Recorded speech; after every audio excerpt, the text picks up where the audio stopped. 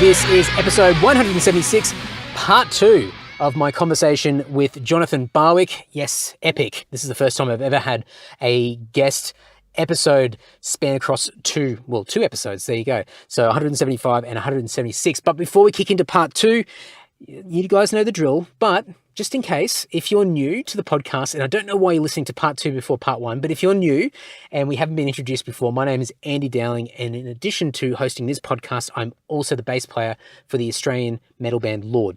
And if you love a bit of metal and you haven't heard our music before, you can go to lord.net.au. It's a great website that Tim set up.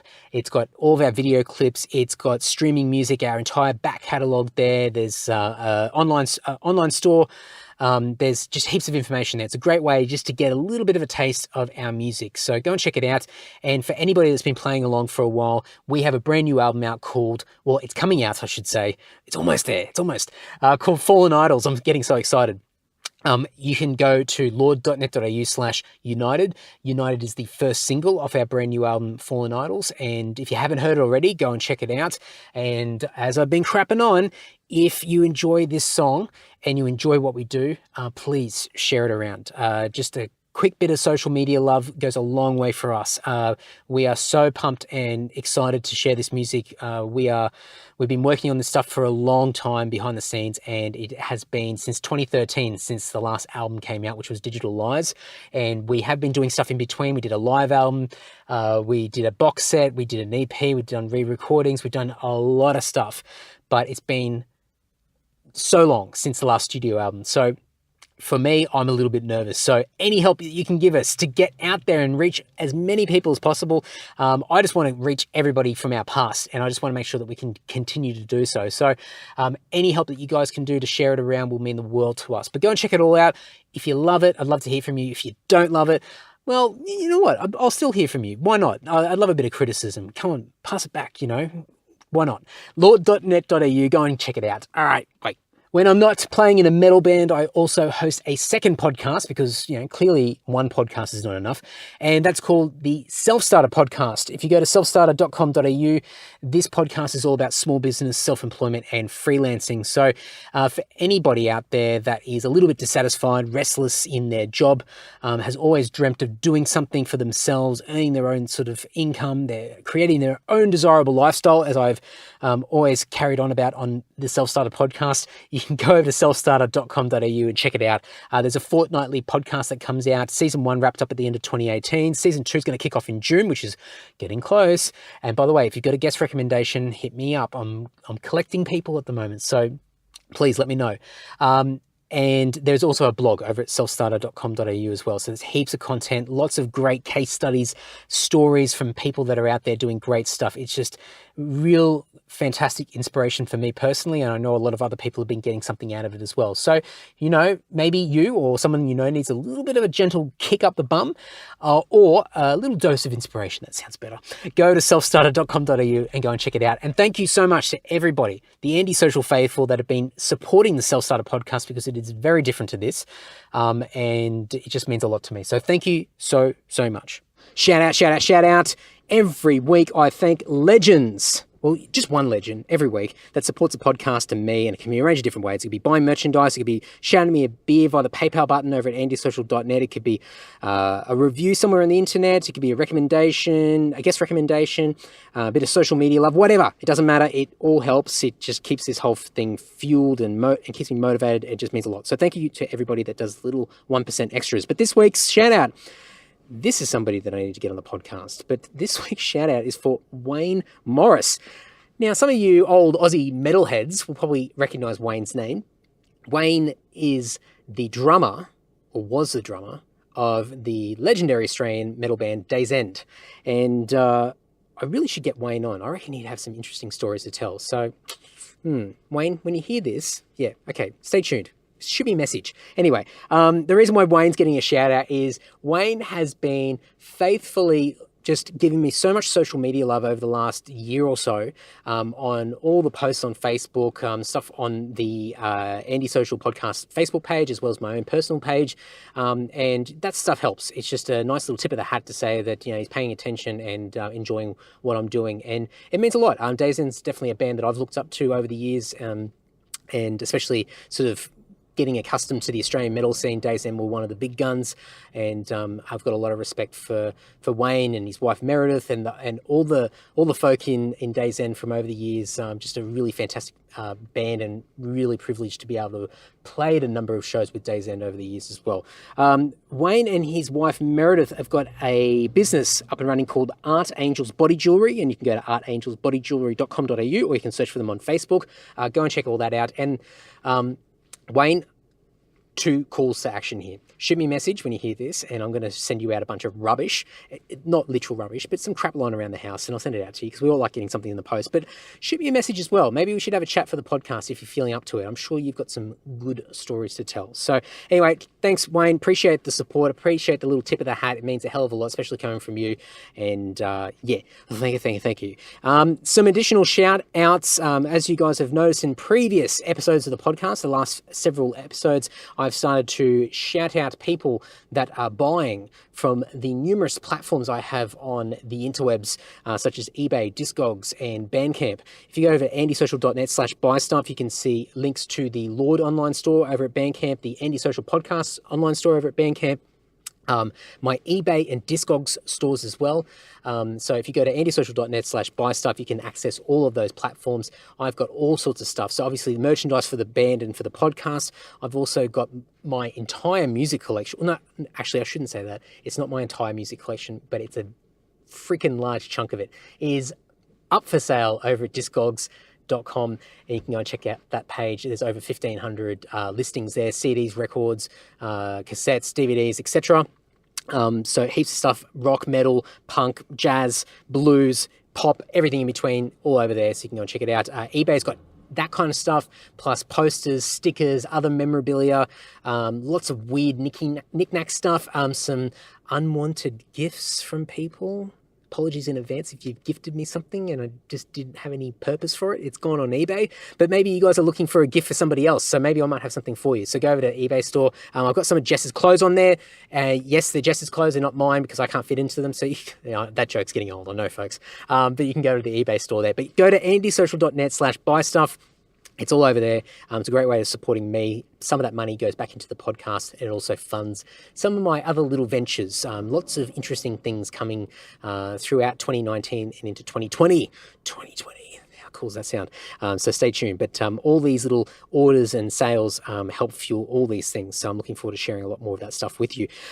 So sorry, let's get back to what I'm trying to say. A few shout outs. Samantha from Piedmont, Frank from Hoyerswerda in Germany. Oh, I'm pretty sure I butchered that one.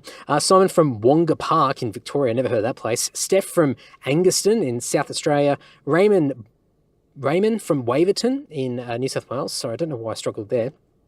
Matteo from Formia in Italy, and Helen from Goodwood in Tasmania. Thank you very much, folks, for purchasing stuff via the eBay, Discogs, and Andy Social platforms. It means a hell of a lot. And once again, plug, spam, andysocial.net/buy stuff. This week's episodes, yes, that's right, this is part 2. We are here with episode, I don't know what it is. I think it's episode 177. Anyway, there's 2 episodes this week, and this is part 2. And it's with Jonathon Barwick. So if you haven't listened to part 1, I don't understand why you're listening to this one first, but I mean, whatever floats your boat if you just want to listen to the second half. I guess there's a theory that the second half of a conversation could be much better than the first because, you got to find your feet and get into a rhythm and get that momentum happening. And then, further and deeper into the conversation, you get to the really good stuff. So maybe that's maybe you're one of those people that reads the last chapter of a book first before you go back and read the start. I mean, you might be a freak like that. But anyway, regardless, I recommend you go back and listen to part 1 first. But here we are, part 2 with Jonathon Barwick. I'm not going to go through the introductions again. You can go back to the previous episode and listen to all that. But as always, everything we discussed is in the show notes over at andysocial.net. I mentioned in the previous episode, if I have missed anything, books, music, any references that we talk about, and it's not in the show notes, please let me know because I really want to make sure that everything's in there. This was such a great chat. And as I mentioned, Jono really put himself out there, and I want to make sure that people get as much value from this great chat as I did. And no doubt, I think Jono got a lot out of this himself as well. So enough crapping on from me. Please enjoy part 2 of this amazing chat with Jonathon Barwick. I found a way to sort of digest it and appreciate it. Yeah, that's really great. You've actually tapped some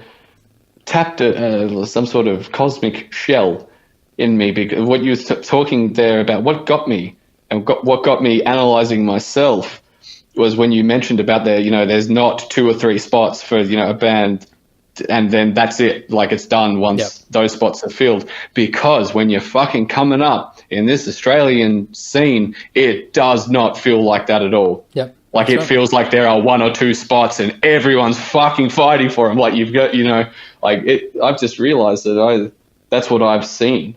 And whether that's there or not is irrelevant, but that's what I've seen. I've always felt that there was, maybe it's because so few giant metal acts come to this country when the sports do come, and I know.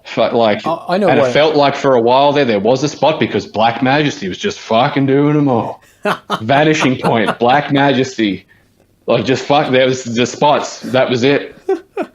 Well, I think one of the reasons why it feels that way, and I think there's definitely some reality. Well, there has been some reality to it over the years, but I think you and me both, and I think because we sort of have been in a very similar circles, and we've got a lot of mutual acquaintances that we've collected over the years, and I think we see the limitations because we've placed ourselves in an environment of limitations, and this is. And when I look at the way that, and I don't want to get into too much of this because I always go down this rabbit hole of talking about how the scene doesn't work and how the scene could get better, and the scene support the scene, but it's just dribble. It's useless babble. But a lot of it is, coming down to a gig and the options that we create for ourselves as far as what we could do with putting on a show. And, we've relied on people. We've relied on a very select group of people that have their own limitations. And there's an element where many of us haven't created our own opportunities. We've relied on other people to be able to give them to us. And then when those opportunities dry up, then that victim card comes back in, and we highlight all the things that are wrong around us, and not really think about, well, what can I do with this set of circumstances that are in front of me? What can I do to make the most of what I've got at my fingertips? And how can I create something out of nothing? And like, we're seeing something at the moment in Sydney, and the old Ballface Stag, which you'll be well and truly acquainted with from a few years of playing there. Hey, remind me of what you've just said. I have a funny story keep going. I'm going to write that down. Ballface. Yeah. Ballface Stag, yeah, okay. So that the Stag, as it's known, has ceased as a venue under that label. Crowbar, right? And it's now Crowbar. So so Trad, who's the guy behind Crowbar, and his wife Tyler have brought the Crowbar concept from Brisbane down to Sydney. They've expanded, and I don't know how long they're going to be there for. I'm not sure, but they've been up and running for 2019, and they, in such a short space of time, have done so much for Sydney music. They haven't reinvented the wheel. I've gone in there. It's cleaner. They've done it up a bit. It looks nicer. They've invested a bit of money into the band room itself, the live room, better equipment, blah blah blah. It's not, you don't walk in there and go, oh my god, I can't even recognize the place. It's the same place. They just put a bit of effort into it, and they've brought their branding, which has got reputation attached to it, and people have got there's a sense of reliability that comes from them that they've spent many years creating themselves. But they're doing amazing things, and they've done so much in like literally weeks. But the amount of people out there that are shitting on what they're doing because there's not enough presence of particular genres of music, I scratch my head, and I wonder what is the true agenda here, and are we really giving a crap about music in this city, Or are we more worried about our own agenda, our own personal preference, and not really worrying about anybody else? Nostalgia. It's creeping back in. 100%. So, and for me, like, a big thing with me is like, I want to make an effort to celebrate what other people are doing. And it doesn't matter whether they're doing something that completely aligns in with my tastes or not. I can see the bigger picture. Doing something. Yes. They're taking the initiative and they're creating their own opportunities. And in turn, they're creating opportunities for other people. And I just look around and I think there are so many really, really good people I know and have built friendships with, I've got connections with over all the years of playing music. And there is so much potential there that is just not being used. I see people that have got amazing ideas, have got the goods, they've got the chemistry, they've got everything there to really do something amazing, and they just don't do it. And it's more comfortable for them, and it's for all the reasons that we've spoken about already, but it's more comfortable to sit back behind a laptop or on your phone and bitch and moan and talk about stuff, people behind their backs, and just talk about how things aren't the way that they used to, and it continues to go downhill, and it's shit. And then let's blame all the other things. Let's blame the government. Let's blame the lockout laws. Let's blame all and then you can go extremes, and then people can start blaming conspiracy theories and all that sort of stuff. But it's just this crazy cycle of shit where the perception is that there are very few opportunities for people, and you have to be in the in crowd or playing a particular type of music or wearing a particular style of clothing or have the look or be affiliated with a particular, party or whatever it might be to get the opportunities, when it could be farther from the truth. It's just that those parties are actually those people are actually the ones that are creating the initiative themselves and creating their own opportunity, and everybody else is sitting back scratching their ass. Yep. And instead of, they'll piss and moan and bitch about other people getting opportunities instead of asking the people how. Yep. Instead of saying, hey man, how did you get this? A perfect example of that is the first time Paul Di'Anno played Hobart, we got it because, we just got into, Tom knew how to do it. He sent an email, find out who was promoting it, whatever, we get it. We're like, oh fuck, we got it, cool. Anyway, we did it. The second time he came around, we didn't want to do it. And a week before the show, the promoter got in touch with us and said, do you know of any bands that would like to play it? No one has gotten in touch with me. But people would piss and moan that we'd play on everything, but we might have just been literally the only ones asking. There's your creating opportunity. No one else even fucking asked. Another perfect example was municipal waste. So there was a Facebook campaign to get these band on, these mates that they would have been perfect. They love municipal waste. They play the crossover stuff, and every day on Facebook in the event, they got all their friends to just bomb the event with, please put on. God, I'd love to remember their name. Will and the Screaming Seniors. The young man named Will. He's a nice guy. But they did that. That was there. We looked at it and said, Ruins are playing. Send an email to Dave Haley, who's putting on this show. He gave us an email address. We emailed him. It's like, yeah, sure. Give you 20 minutes. That was it. That was our sucking dick for years. You know what I mean? It's like you're always sucking someone's dick. It's like, no, we sent one email.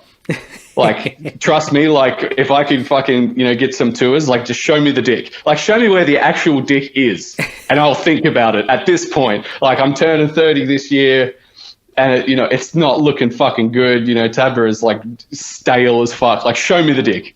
Show me the actual dick that people think we've been sucking all this time. And I'll rip it out.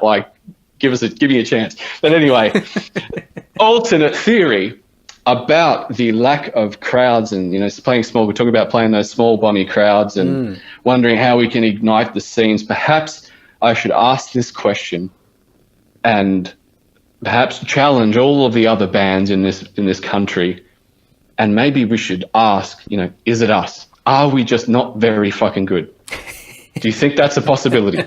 Because, man, like I've got video footage at Tabs, and, you know, with my, you know, newfound hindsight and whatnot, and not looking at it nostalgically and not looking at it with the sense, the delusion of grandeur, I'm looking at these videos of what I consider to be some of our best gigs, and I'm like, ooh, pitchy, very pitchy. You know what I mean? Like, it's like, ooh, yeah, Dave's bass cut out for all of that song. Miles is out of tune, and he doesn't realize it for 3 songs. It's like, were we actually any good? Because I noticed those crowds dwindle. Like, then you do get the you know, the, oh man, you're fucking great. Like, you know, like you do get that. So I think maybe you might get lost in that. But to me, because I started observing things, okay, like I started actually making a note, and I realized it was the same people coming to the gigs all the time. There were no new people coming. Like that's what started to kill me about playing the same fucking shows year in, year out. It was the same 80 people. And, you know, in Sydney, we may as well go and play in Mick Goddard's garage, because I'll get to do everything I like to do in Sydney. Hang out with the Goddards. You probably like, and like you could probably fit the 30 people that really like us. Even 30 sounds like a stretch. Now that I've said it out loud, like I would worry if we could even pull 15 in Mick Goddard's garage at this point. Like honestly, like when you were talking about how Lauder, you know, you dust the cobwebs off for that 3 shows, and you get to that 3rd show and you're like, oh, we're on here, boys, and then you go back. I realized how unappealing doing that sounds to me. Like these days, we're gonna die. Like I'm gonna die. I know that. I have this relationship with death, and it's not that hard to explain, but it sounds weird to people. But I am very aware that I'm gonna die. Like I have chosen not to. I have reconnected with the finite, you know.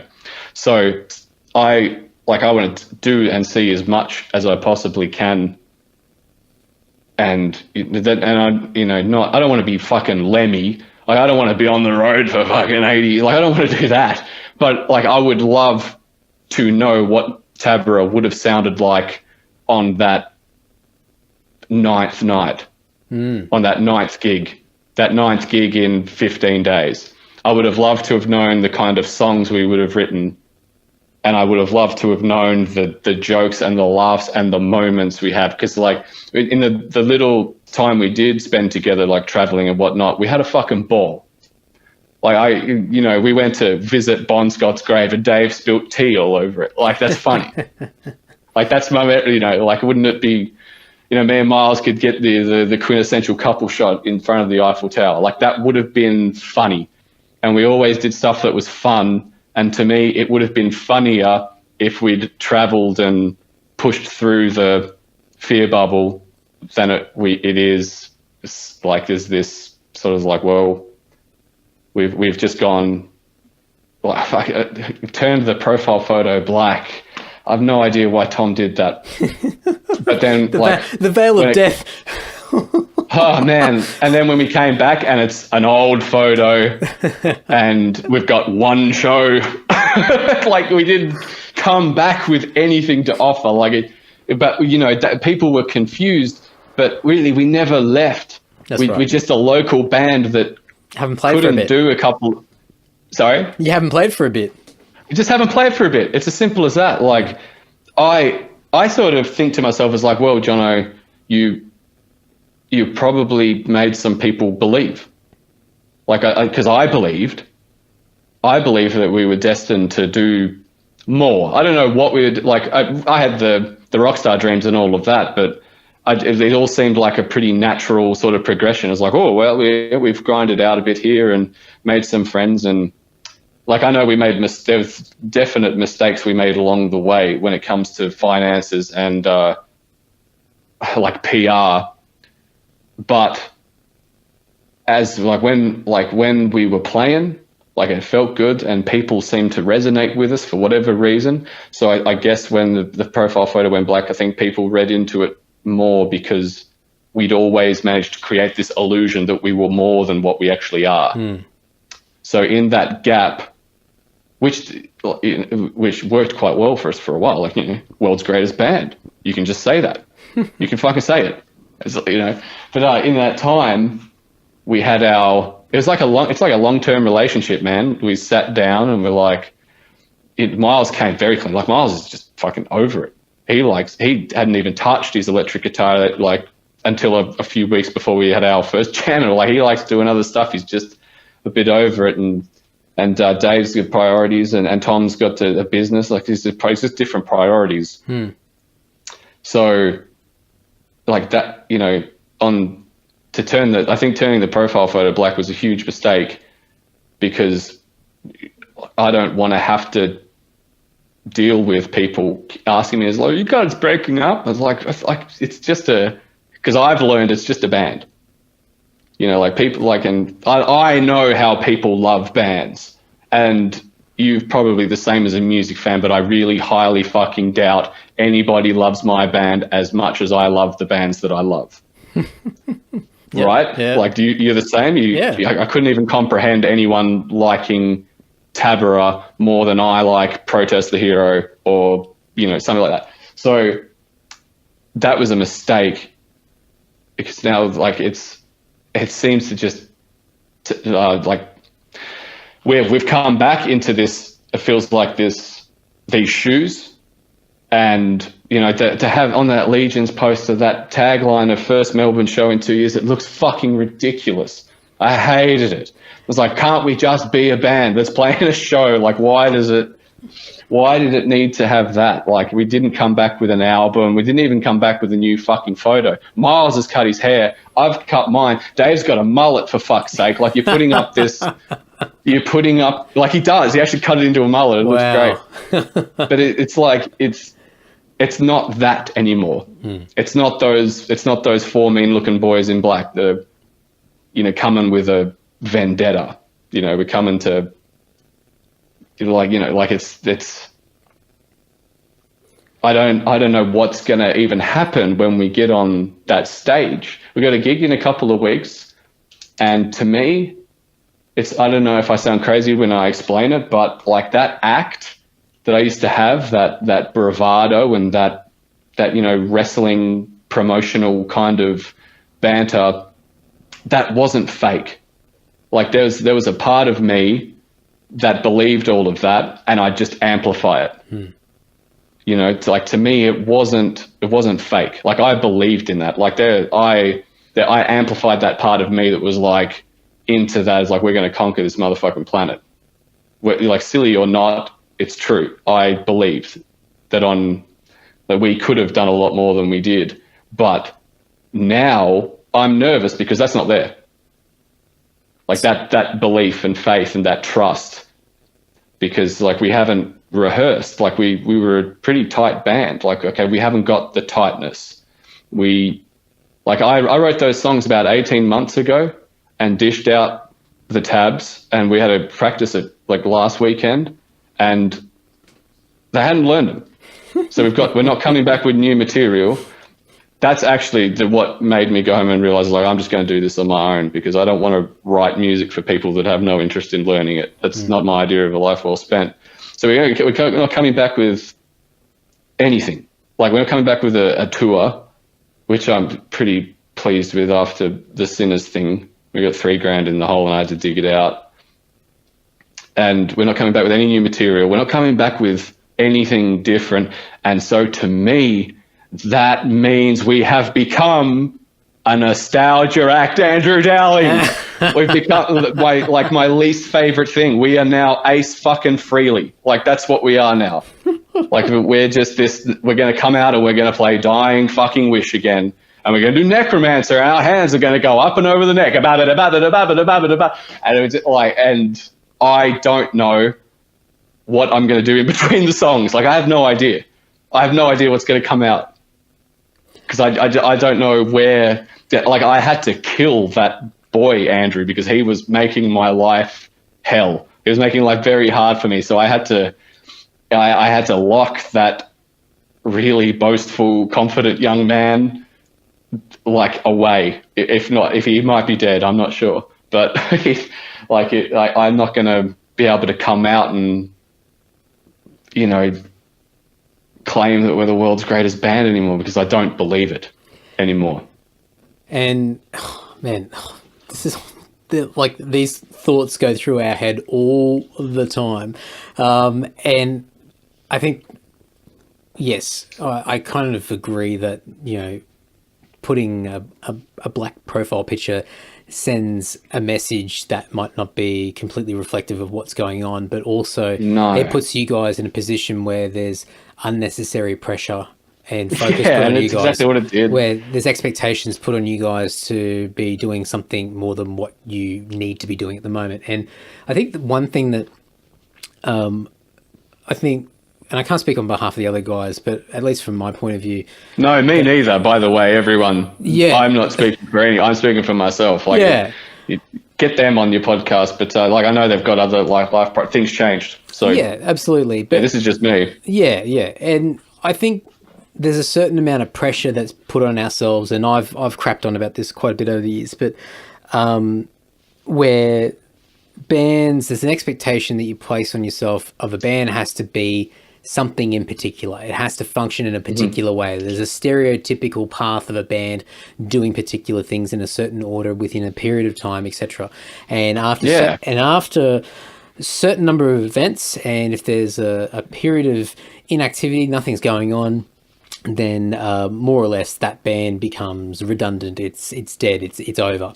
And one thing that, I mean, I don't really care that much, but I sort of chuckle at the thought is when you have bands that are doing their final run of shows ever, and I'm not really just talking about the big guns, because they're notorious for this, but so many bands out there do this whole thing of, well, it's been a great run, but we've hit a brick wall, or for whatever reason, all these circumstances, we can't continue on. So we're going to do we're going to do a last show, last hometown show, or we're going to do a last tour, whatever it is, and then we're going to leave on what the highest note that we possibly can, given the circumstances that we're in.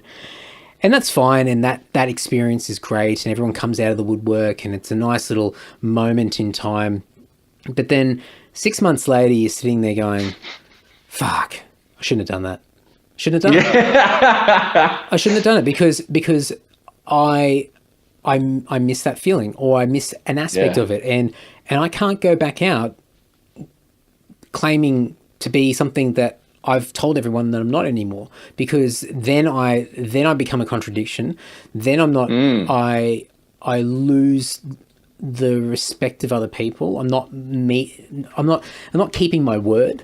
Your word loses weight. That's right. The collective word of the band and the branding of the band and everything like that. And I think one really cool thing that I've come to grasp with, and I still have my moments, but one thing that I've got a lot more clarity around is that for us, as long as everybody has an inkling of interest in what we do, we can stick around for as long as we want. As long as Tim is able to continue doing what he's doing, or we've got the facilities to record, or we can do whatever. And if we get a great opportunity, then yes, we'll go through that short-term painful process of dusting off the cobwebs and getting blood out of a stone to try and get everything moving again. But you know what? That's an experience itself, and it usually leads to something fun, and it's a story along the way.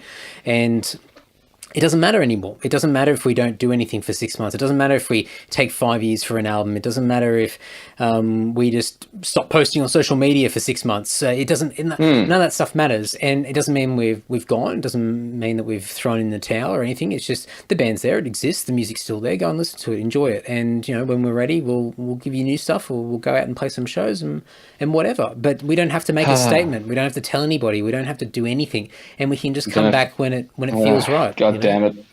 Yeah, you come back, there's no pressure. That's right. And people, the expectations from everybody else are different, and either people are excited and welcome you and appreciate it, or people move on and they don't care. But those people are going to move on and not care anyway. It doesn't matter. Like, you've got no control over that. So for you, it comes back to the collective unit. And I think for you guys, and I can certainly appreciate a lot of the comments, although From my perspective, looking at it and probably going through some of these periods a number of times over the last few years, it's reasonable to have those views. I think it's unfair, but I understand why you guys are in the position that you're in and why these things are the way that they are at the moment. And I think what, at least from my point of view, the suggestion would be is that you guys just need to do whatever you can to take that pressure off. And when you guys do get together, that you have to work out a new game plan. As far as, it's not a strategy, it's not about timelines of getting albums out and getting music put together or getting on tours or whatever the trajectory of the band is. It's just working out what the game plan is as far as what you guys want. And if there's an element there, and even though people, like you said, Miles, before, getting a bit long in the tooth and needing a break from playing or whatever it might be, everyone needs to find that spark of whatever that is, and where do they get that spark from, and seeing what you guys can do collectively to find that balance, that everybody has got a form of stimulation from this experience of being together. And for you on stage, I'll blow smoke up your ass and say that you guys have been one of the better live bands in this country, especially when it comes to sort of the hard rock and metal genres. You guys have always put on a good show, and you work that crowd no matter how many people are there, and you guys have had some really good crowds, and you've had some not so great crowds, as we all have. But you guys do a good job to not let that phase you, and you guys might be feeling it on the inside, and we all do, but you have the game face on and you get out there and do it. But one thing that I think would not be beneficial is to, once again, going back to that nostalgia thing, is for you to cling on to your past for yourself and those challenges that you've got about, the identity that you carved out as being that front person on stage and what you channeled, and not having that same energy or coming from that same place anymore.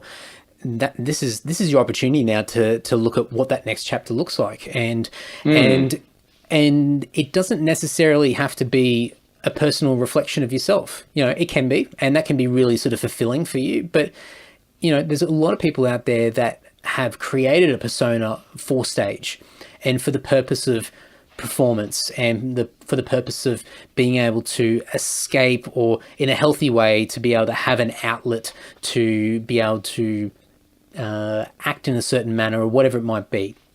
And there's nothing wrong with that. It just depends on what your intention is. And I think if you can get that narrative in your head as far as what's your intention and what's the true purpose of you as the front guy in Taberah versus you doing your own thing on the side, which is two completely different things, then that will make it easier for you. And I think you'll be able to get on stage and play with confidence and be unashamed with where you're at now and what you're doing, because this will be the new intention. And I think people will love that, because if you look at your favorite bands and artists that you've looked up to and enjoyed over the years, for the most part, and there will be always exceptions to the rule, but for the most part, most of them have gone through a number of transitions, eras, changes over time. They've progressed, they've changed, they've gone in different directions. The wardrobes have changed, the personas have changed, all these different things. But that makes it super interesting and really, really cool.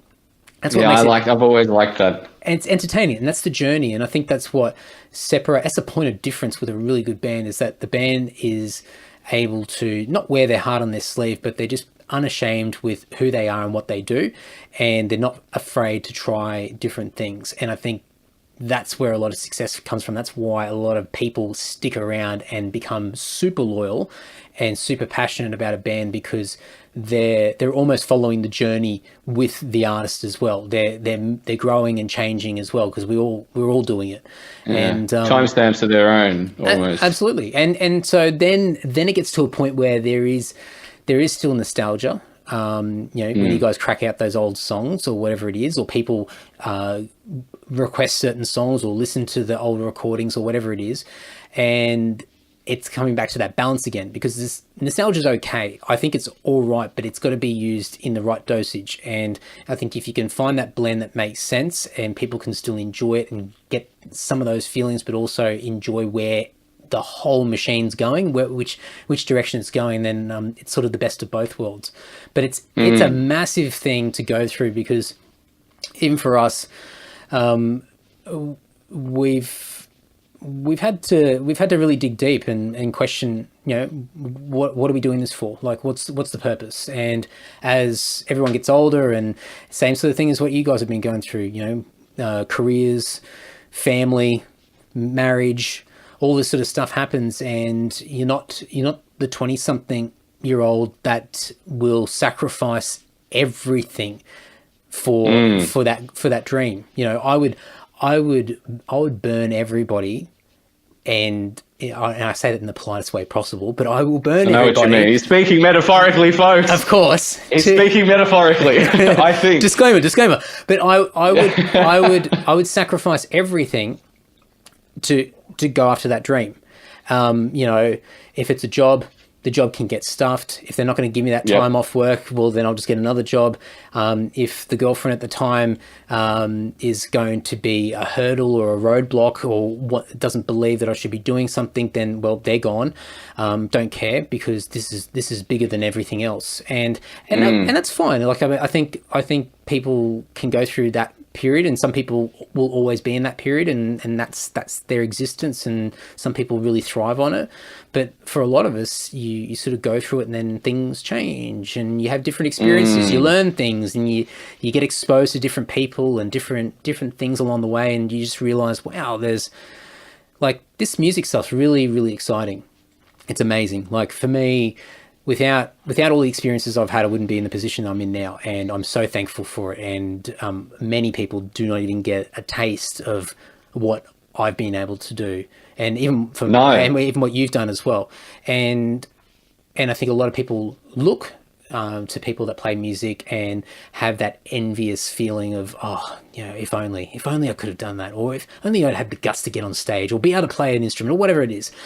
And that's fantastic, but you just realize that that's not the entire universe. That's not the entire world. There's so many amazing things out there, and it's not just about metal, or it's not just about music. And it's a great part of life, and you can always lean on it and enjoy it and get value from it. But there's just so much more. And when those eyes open, it's just like, holy fuck! Like, it's like the sobriety thing. It's like, oh wow, like the potential. Like, I had no idea. Yeah. Like there's just there's so many things in front of me, and why didn't I see this? Because I had tunnel vision. I had the glasses on. I had the cloudy vision, or what, for a whole range of different reasons. And it's a bit of an awakening moment, but it's also it can be a painful moment as well, because it goes back to something that you said really early in the conversation, which fucking hit me hard, because I've had to go through this multiple times over the years, is the identity. And you carve out an identity of who you are and the way that people look at you, and you put all your eggs in one basket. And any thought of that being compromised, well, fuck me. Like that's everything. That's game over. That's your world gone. Like, what have you got left? And I've Who said, am I? That's right. You're asking those big questions, and I've said this to other people, and people listening to this podcast have probably heard me say this a million times. So sorry guys, but tough shit. I've had this reoccurring experience in my head many years ago, after I moved from Brisbane to Sydney, and we went back up to Brisbane. We played a show, and we're in one of the pubs there, and an elderly gentleman from the UK was at the bar, and he'd had a few pints, and we're all sitting there having a drink, and great night, blah, blah, blah. And he comes over and he wants a chinwag. And so whatever, we're all drunk, so we're having a great time. So yeah, look, let's talk to this guy. And so he sits down, and we're all got our metal t-shirts on, our hair's out and everything. And he's like, oh, you love rock and metal, blah, blah, blah. And he's like, I've got a story for you. I'm like, okay. And he goes, you will not believe me. You will not believe me, but I'm the original bass player in Deep Purple. And I went, okay. And we're pretty pissed. Like, we're getting on our way. And I'm like, whoa, okay. And he's like, he goes, don't bother looking me up. He goes, I'm not in any of the bios. I'm not anywhere on the internet. So don't try and look me up on Wikipedia or whatever it is. I'm not there. Yeah. So don't even bother trying. But what happened was the band got together, blah, blah, blah. I was in there before what's his name? Roger Glover. Roger Glover. And blah, blah, blah. These bunch of things happened, and either he got booted out or he moved on, and then he didn't really know that anything was going to happen with the band, and off it went and exploded and became what it became.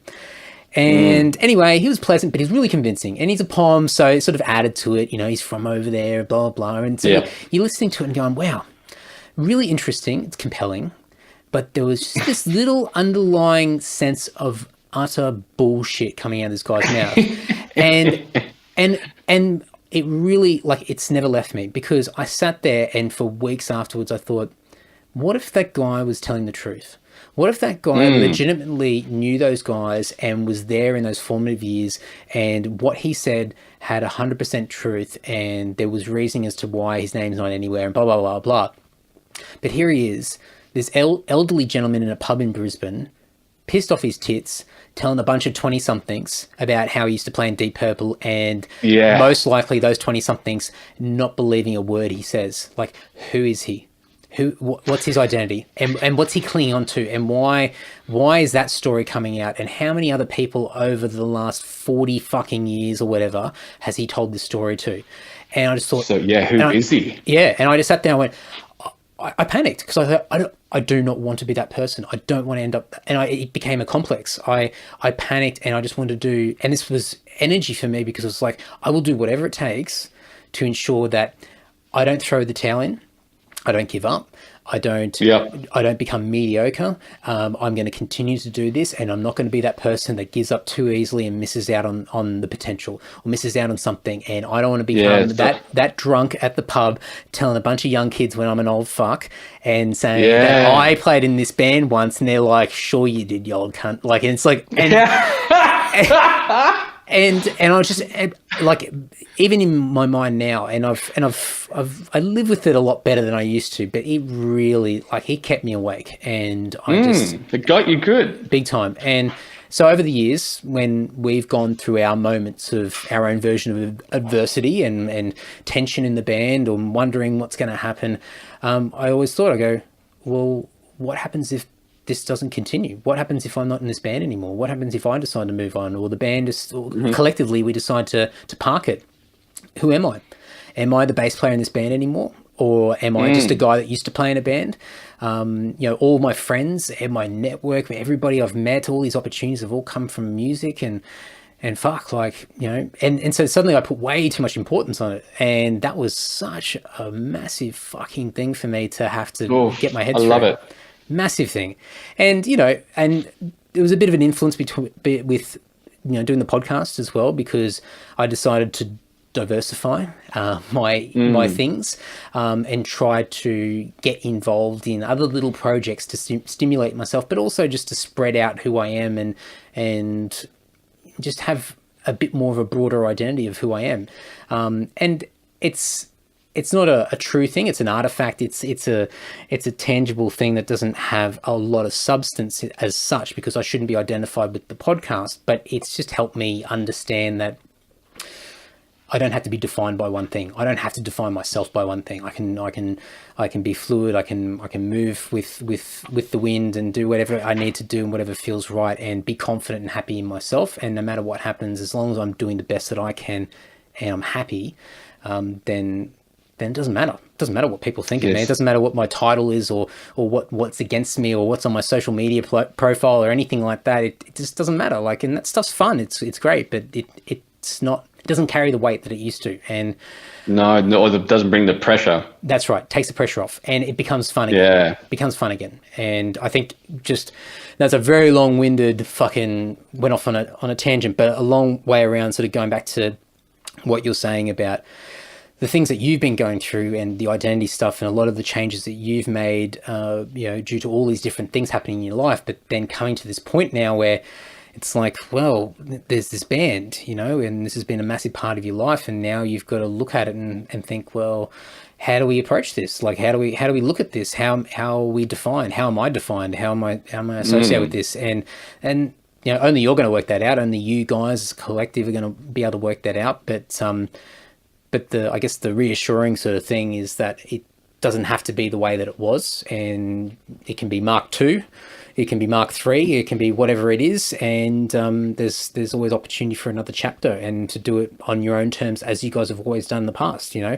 And the intention's been for different reasons, but you guys have always put it out there, at least, that you guys do it your own way. You do it your own style. You're unashamed with the way that you put yourselves out there, and regardless of the motivations behind the scenes or anything like that, you guys have been really good at putting that out there to people, saying we do things the way that we want to do them, and we don't care, and we enjoy it because we love it, blah blah blah. And I think if you got that essence still there, then how that is presented to other people is almost secondary, because you've still got that same fire that you've had in the past, and it's just a different type of flame these days to what it was in the past. No, I think I'll just turn into the pissed old guy and tell kids I was in a band. I can hear it already. I'm not ruling it out for myself either. Like I still wake up on the odd night going, I used to play in this band. No, please, believe me. I was something special. A reviewer once said I was the most charismatic frontman he'd ever seen. There's no photos anymore because the internet got burnt down. We had a MySpace. Oh man! Do you remember that, Andrew? Do you remember the MySpace? You know what? We're in an interesting generation of it's like a musician or just or person that wants to promote themselves, because we have had to ride social media. We've had to figure it out. Like it wasn't there. It became. Like we had MySpace. It was like, oh, how can we use this? We were like the first apes that picked up that stone that was sort of shaped a bit. It's like, hang on a minute, I can hold this. Like that's us. And God, it's almost, it's strange now making music, because I found now you can just fucking put stuff out. It's glorious. You don't have to be anyone. It doesn't have to be anything. You can just have your cute little Facebook page with your 100 likes and drop another cheap recording, and some people really like it.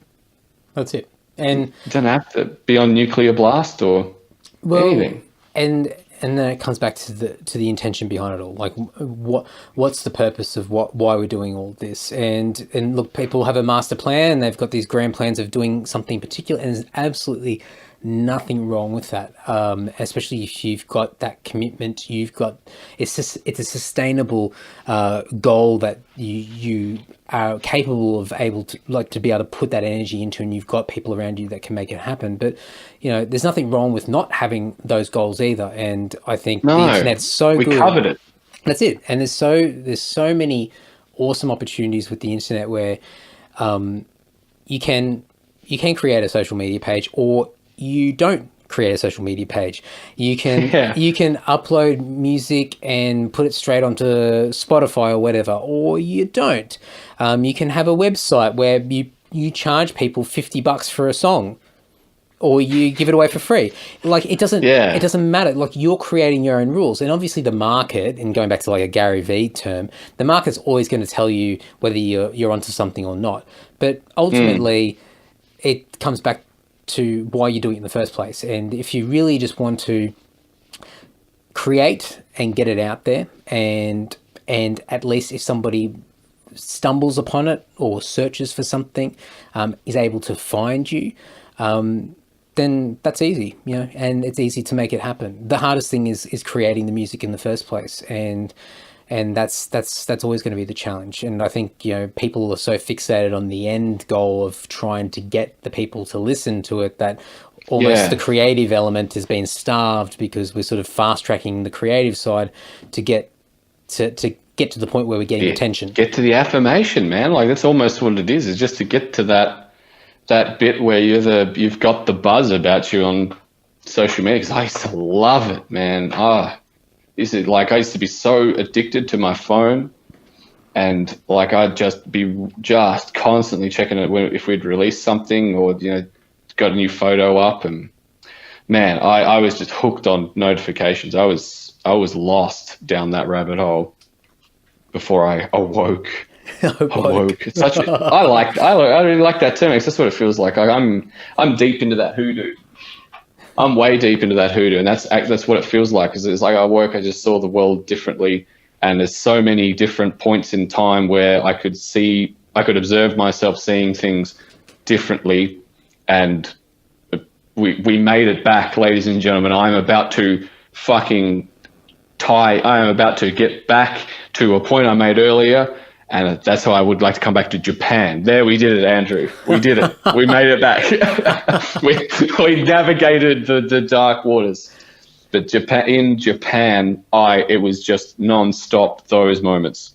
Yep. Where I was just observing things going, whoa, hang on. No, it is like being on a different planet to Hobart, Tasmania. Yep. In Australia. It was just foreign, like to the absolute minute of the definition. I was like an alien exploring their planet. And it was beautiful. And it's the best thing I've ever done to be there and amongst this collective of people that their behavior is all based around, is what I'm doing good for everyone around me. This culture of politeness and stoicness and patience. Now, you've been in a queue in Japan, I take it. Mm-hmm. You ever notice everyone just stands there and shuts the fuck up? Yeah. No one complains they're in a queue. Yep. Like, I got back to Australia, and within 5 minutes, I saw this bogan dude who was wearing a furry vest, yelling at his daughter who had cornrows, and he was calling her a cunt. Welcome. And I was like, we are an island of rapists and thieves. Like, we are descendants of that. That's it. Like, that's what we are. That's it. There's the genetics right there. Yeah, passed down. But it was fucking beautiful over there in Japan. Good Lord, I'd love to get there and play music one day. And that can certainly happen as well. And taking the pressure off you guys, there's no rush either. So those things happen when they happen, and it's that whole luck analogy, equation of hard work and hard work and opportunity sort of breeds luck. It's sort of you've got to sort of have the intention to be thinking about and be aware of it and put the time and effort in, and those things come in due course. But there's plenty of time. Can we for that. do something?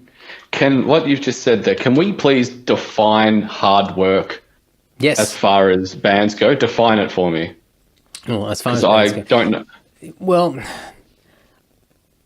yeah, okay. So it is difficult because one thing I've been reading a book at the moment called Talent is Overrated, and I'm only a few chapters in, but the gist that I've got from the book so far is that they've done a whole bunch of case studies of all of the world's elites, like elite performers, musicians, all these people throughout history, especially modern history. And they're trying to just find patterns in these people that we as a mass, as the general public, have put these people on a pedestal and said they've got godly talents. They're born with it. It's been passed through with genetics and all these sort of things. And they've dug in deeper to each of these people's stories and realized that, no, actually, they're not that special after all. There's been some environmental things as far as they've been exposed to certain learnings and certain frameworks and teaching and training at an early age and things like that. Or the big thing, and I think what they're trying to get to probably at the end of the book, or maybe there'll be a left hook at the end, but what they appear to be saying is that talent or great ability or great achievement comes from hard work, but not hard work alone. It comes from time, intention and focus, and understanding what that goal is that you're going after. Because hard work is absolutely redundant if there's no focus. You can work your ass off every single day, hard yakka, doing all sorts of stuff and get nowhere fast. And you can be just as much of a dead shit as you were when you started. But when people have a goal and an intention and something in place where they've they've sat down and have a level of awareness and clarity as to what they truly want, then that gives them the ability to be able to put into place framework where they can work hard for a duration of time. And they talk about basically the longer the time, the more likely you are to succeed at a high level. So all these people, they're not saying, it's not something where they had this innate ability physically or mentally to be able to excel at a really quick pace. They've actually taken longer than everybody else to get to this point. It's just that they started earlier. But it's the time and the focus, and which is hard work in itself. And it's not glamorous. It's not complicated. There's no life hacks. There's no secret sauce. There's no special secrets from the gods or anything like that. It's basically sitting down, having clarity of what you want, and putting in the hard yards for a significant period of time. So I guess a roundabout way going back to bands is, and this is always going to be a hard thing, because a band is one of those scenarios where you've got multiple people involved, and everybody, unfortunately or fortunately, has a different personality and different reasons as to why they're there. And sometimes you can have an overarching goal that everyone agrees, but everyone's still got their own little narrative, their own little goal in their head of what they think their version of success is. And I think what bands need to do where possible, and it's not always going to be possible in every band, but I think where possible, bands need to be able to have a conversation with each other and have that band meeting or whatever it is, and try and work out what's the goal, what are we here for, what do we want to do, and try to find something that's common, and then put something in place to work towards it, and not deviate from it, not get distracted by something, not give up after a few weeks of motivation, then just fucking get lazy and give up and fuck it off and sit back and complain about everything. It's just this relentlessness of just pursuing something that you guys all agree on and you set terms. And I think that's hard work, because I know, I mean, I won't name names. I'm so tempted, but there's quite a number of bands that we both know that have been hard-working bands, and I use the air quotes, for a number of years. And what have they done? Fuck all. And great intentions, as far as they mean really well, and they're passionate and they love what they're doing and they're trying, but they've got there's no navigation. There's no compass dictating the direction that they should be going. They're just fumbling out there, working really hard with no purpose, and they're just getting nowhere fast. And some bands like it, but when we say nowhere, though, like when we say accomplishing nothing, like I feel like we could name names if we establish the metric, like, because they might be doing exactly what they want to do. Well, but are we talking about like? Well, like what do we talk? What is even making it mean? Well, and that's it. But it comes down. I think what I'm saying is those bands are also bands that will emit a level of dissatisfaction with what they're doing. I see. And express something that's missing, and highlight the things that are wrong. And then we shouldn't name names, because when you do that, like there's people struggle with discourse, so we're going to end up in that's right. No, going to end up in pointless trouble. All right, but it's just one of those things where it's the intention. They mean well, and they're working hard, and they think they're doing good things, and that's part of the frustration, is that it's the victim card again. It's the whole I'm working so hard, I'm working harder than this other band appears to be working. Who are doing so much better than me, and that's unfair. That's bullshit. We've got better music, or we work harder. We're out there doing more shows. We're out there doing more than this, and we're talking and we're doing blah blah blah, or our likes are more than their likes, whatever it is. And it's like, yeah, okay, cool, but you guys have got no idea. Have you been reading the Taberah inbox? Have you been reading our private conversations? Because I swear to God, you've just rattled off some shit at verbatim. Oh, right. Well, I think it's... So I am seeing I'm not going to say my own. I've seen our own behaviour reflected at us through this dialogue. But anyway, go on. I feel like I'm part of this. He's talking about Taberah. That's the left hook at the end. He's been talking about Taberah this whole time. Drop the mic. We're off. We're done. We're Elm Street billing above us. All they did was go to Europe and release a bunch of albums, and but we played in Sydney more times in the past 2 years. Why are they billing above us? Anyway, go on. But the thing is there's so many bands that feel this way, and I don't think it's. I mean, you can blame them and you can fault them and everything, but I think part of it is that we only know what we know, and we're only as good as what we're exposed to at times, and not to use that as an excuse or to give people a reason to feel like they're victimized or anything. No, don't like enable these people. No, that's the last thing you need is to enable these people. Not at all. But I think it's the awareness of understanding why people feel the way that they do, and I think that most people have a good intention and they mean well.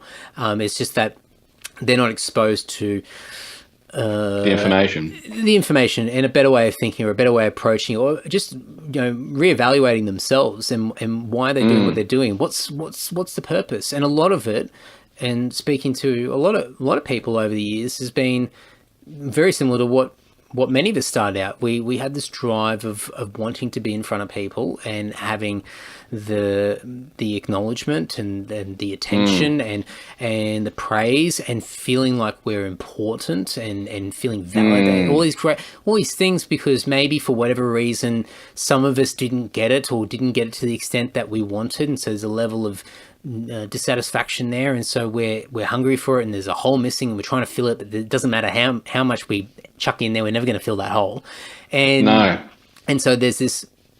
That's when it becomes personal. That's when it becomes emotional, and that's when people get so clouded in what they do that they mean well, they work hard, but they've got no direction, they've got no focus, and then when somebody else does something and they're doing what you want to do, then that's when people act inappropriately and say silly things because it's hit home. It becomes personal, and they feel it's an attack on themselves, and that's a really hard thing to do. And unfortunately, it's not just metal; it's music in general. Music's just one of those things that brings out a real vulnerable side to people, and people put their heart on their sleeve, and not all of us are really good at having a level of emotional intelligence to be able to have that self-awareness and all these qualities that many of us should have, but lack, and it's a big challenge. And that's another rabbit hole which I definitely will not go down, because I reckon we could talk for ages. But the whole mental health topic and everything that's been discussed quite a bit over the past several months and even the last couple of years, and it's good, and it's been spoken about a lot more. But this stems from a lot of that frustration and a lot of people not understanding why they're doing what they're doing, or feeling that the music or the success or whatever it is going to fill a hole that more than likely is never going to be filled that way. And the only way it's going to be filled is by you doing self-work and working on yourself and working out who you really are and what makes you happy and what you want from it. Yeah, that's it. It's trying to get past that short-term, immediate gratification, that little burst of adrenaline, that little bit of validation, and just getting past that. And that's a human challenge, even more so. It is than a musician. A musician, no. Everything you've just described, it just sounds like human behavior. Like that sounds so human, but it's so like music. Music means so much to me.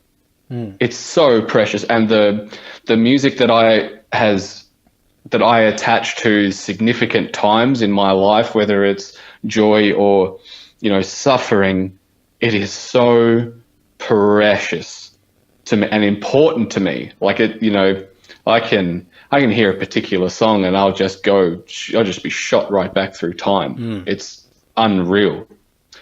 And it means so much to people, which is like, gasoline when it comes to emotional unintelligence. Yep.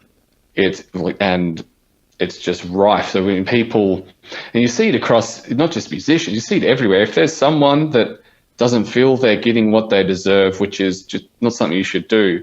But if this, a lot of people don't get to the point in their life where, they'll see someone and they're succeeding, and they're like, oh, he's probably got advantages. Like he probably knows his parents are rich That's a common one in music, really, isn't it? You hear that all the time. It's like on the bingo of successful band, rich parents.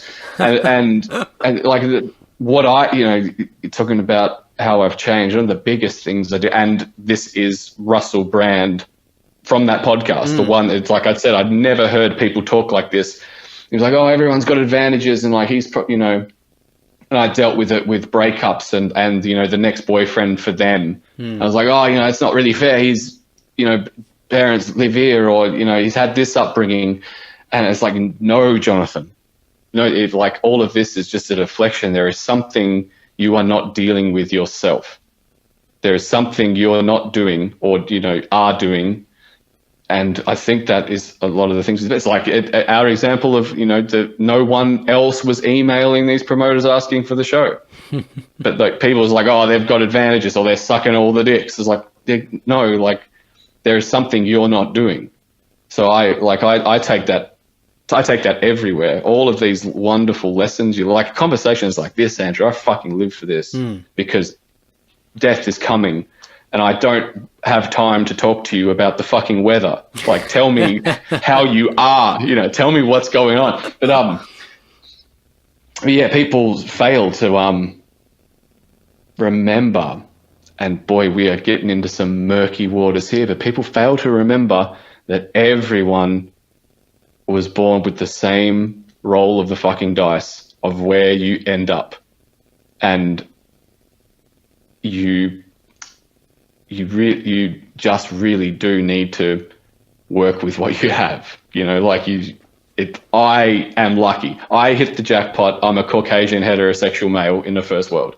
So my life should be good. Like, I've realized this recently. I was chatting to a mate. I was like, man, I realized recently, like, I've been praising myself. I was like, oh, you've really pulled yourself together in the last year, haven't you, young man? But really, I'm living life on easy mode, man. Like, if I don't have a great life, then really I'd have to fuck up pretty bad. And people do, because I was just I realized it's like, I've got, instead of seeing all my disadvantages, I started seeing my advantages. And when you see them, you can start to use them. And like what you aim at determines what you see. Like that's a big, there's like experiments that, prove that. There's one experiment, because our vision is so expensive. This is some Jordan Peterson stuff. If you've read 12 Rules for Life, I haven't yet. Put that on your list. It'll resonate with you. But as I was saying, it's like vision is expensive, and we can't see everything that's going on around us at all times because we'd just have no energy. Like, we'd need so many calories because we see in such high def. But anyway, you can't possibly take everything in. And this one experiment where they had these people watch a video of these two basketball teams, one in black, one in white, passing the ball. As like, count how many times the black team passed it. And at the end of the video, they count as like, I think it's like 16 was the answer or something. And it was like, yes, very good. Did you see the gorilla? And most people did not notice that halfway through the video, a guy in a gorilla outfit stands right in the middle of the basketball court and beats his chests and dance. Like, you know what I mean? Like that should horrify you. If you have any sense, that should horrify you about how long you've been going out there into the world, making decisions based on, for me, it was, how am I going to be with the prettiest girl? How am I going to get the biggest spotlight? How am I going to tear this person down to make myself look mightier? Like, that's where I was. So once I stopped seeing other people's advantages and understand that it's just the roll of the dice, then you can get to work finally when you actually realize where you're at. And there's another wonderful thing I discovered when I started learning is I can't remember the name of it, but it's something about like the less you know, the more you think you know. Well, I started to learn and realized I was a fucking moron, and I've been saying all this shit on all of these topics, and I'd argue with fucking anyone over, and I didn't know fucking anything about it. And I've since observed how people in like entry-level retail jobs will talk shit about how an engineer built something. You know what I mean? Like, that's trash. Like, understand where you are and make changes. And if you think you can do a better job than the engineer, then you wouldn't be where you are. You know what I mean? Like, so I discovered I was a moron, and I discovered I was also a moron in a, you know, a literal sense, but also in an emotional sense. And when I started reading and realized how dumb I was, and then it's a really humbling experience to start dabbling in things and learning and trying things and failing. It's like, that's some Gary Vee stuff. Like, to fail at things. That's it. Eat shit. You eat shit and fail. And I'm lucky because I'm 29, and, like, you know, as Gary Vee would put it, I could fucking fail for the next 6 years and then only be 35. That's right. Yeah. Yeah, it's a very important thing for people to realize, is that you have to. What's this quote I had the other day? Oh, if I'd pulled it out of the hat, it really would have capped off a magnificent rant, but it's gone. Start where you are, use what you have, do what you can. So if you really fucking want to play guitar, but, you know, can't afford one, or, you know, so if you want to get into music, hum. You know, like, hum. If you really want to do it, you'll hum. And then you'll save up your 5 cents a week until you can afford that $800 guitar. Like, you know, you don't just throw it in because right now you can't do everything you want. We're not taught that life is long. Like, life is fucking long, Andrew. Like, it's either you're gone in a flash or you're going to live till you're 90, and we're starting to live longer. So, you know, it's to sit around and think, like, well, I haven't really got time to take up the loot. Like, bullshit. You do it today. Somehow. Like, watch a YouTube or something on it. Just be learning the lute. You can still learn the lute, an instrument. You don't have to play, and you can take that to with anything in life. But an instrument's a good example, because how many times in your life, Andrew, have you had the conversation with someone and they've said something like, always wanted to learn an instrument, but I'm too dumb, or I don't have time. I don't have the coordination to do it. Yeah. I'm not pitched. Like, I am repulsed by that shit. I am repulsed by that kind of human. Especially the I don't have time one. Like, that gets my hair up, because, you know, I reflects my old behavior at me, like this time thing. But, well, you know, at the time, I could see someone's day, and it was like, if you think you don't have time, write out your day for me now, from wake up to end, and I'll show you your fucking time. I'll show you where you're wasting your day. But I think, and even if you work 60 hours a week and complain about it, is, well, go and look for another job. That's right. There's always an answer. Well, there's always something. There's always an answer. Yeah. There's always an option. We've tricked ourselves, and we've been fooled into believing there are none, but there are. And I think, you want to do something. Yeah, and I think the time thing can have a couple of meanings behind it. One of it is that feeling of just being overwhelmed, where everything moves so quickly and we're distracted all the time. There's a million different things happening, and learning something is slow. Yeah, and we've overcommitted to everything. So we've said yes to too many things in life, or we feel that we've said too many things, and it's beyond our capacity. But I think other reasons why people say they don't have time is not so much that they don't have time, it's I don't want to face the challenge because it means and fail, because I have to then face the fact that I'm going to be really bad at this. I'm going to be exposed to this. I'm going to be vulnerable. I'm going to have to go through this process. People may see me doing a really shit job at this, and I'm going to have to start from a place that is not going to be fun whatsoever. So then people will say all of these different reasons, including time. But the other thing, like when you talk about people with sport or music's one of the best ones, because a lot of people say these types of things, but they say, look, I'm just not a musical person, or I don't really have the pitch for it, or I don't have the coordination or anything. But where a lot of that stuff comes from is what is drilled into us over the years, from whether it be family or work colleagues, friends, or whatever, where we start to pigeonhole people. We tell people that, Jono, look, yeah, you're not a very coordinated guy, you know. Oh, you know, Jono's got a reputation. He's such a clumsy guy. Yeah, he's not very good at that. Or Start having accidents. That's right. He's not he's not the creative kind of guy. He's a bit more of a numbers guy, if you know what I mean. Like he's a bit more of an analytical kind of person, and you become it. But you can be whatever the hell you want. And so there's another book, and I don't know whether I gave this in that list here, but it's called Mindset, I believe. And I'll, for anybody that's still listening to us crap on, I think I'm going to split this into. I forgot for a while that it was actually recording. I looked down and went, oh shit, okay, cool, all right. So I've got a game plan with this, but I'll get to that later. But for people that are still listening, I'll put something in the show notes when I find the book. But it's from Carol Dweck or something like that. And what it is, it's about the difference between a fixed mindset and a growth mindset.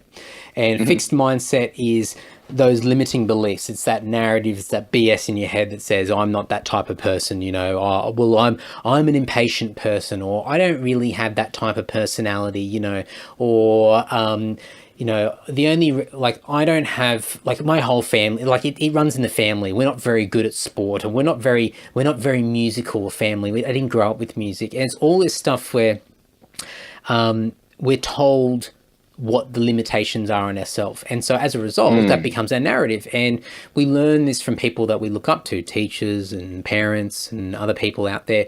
And so you believe it and you become it. You become what you believe. And so people live this path and this life where they truly deep down believe that they're not capable of doing certain things. And so the other thing is that we praise people for results.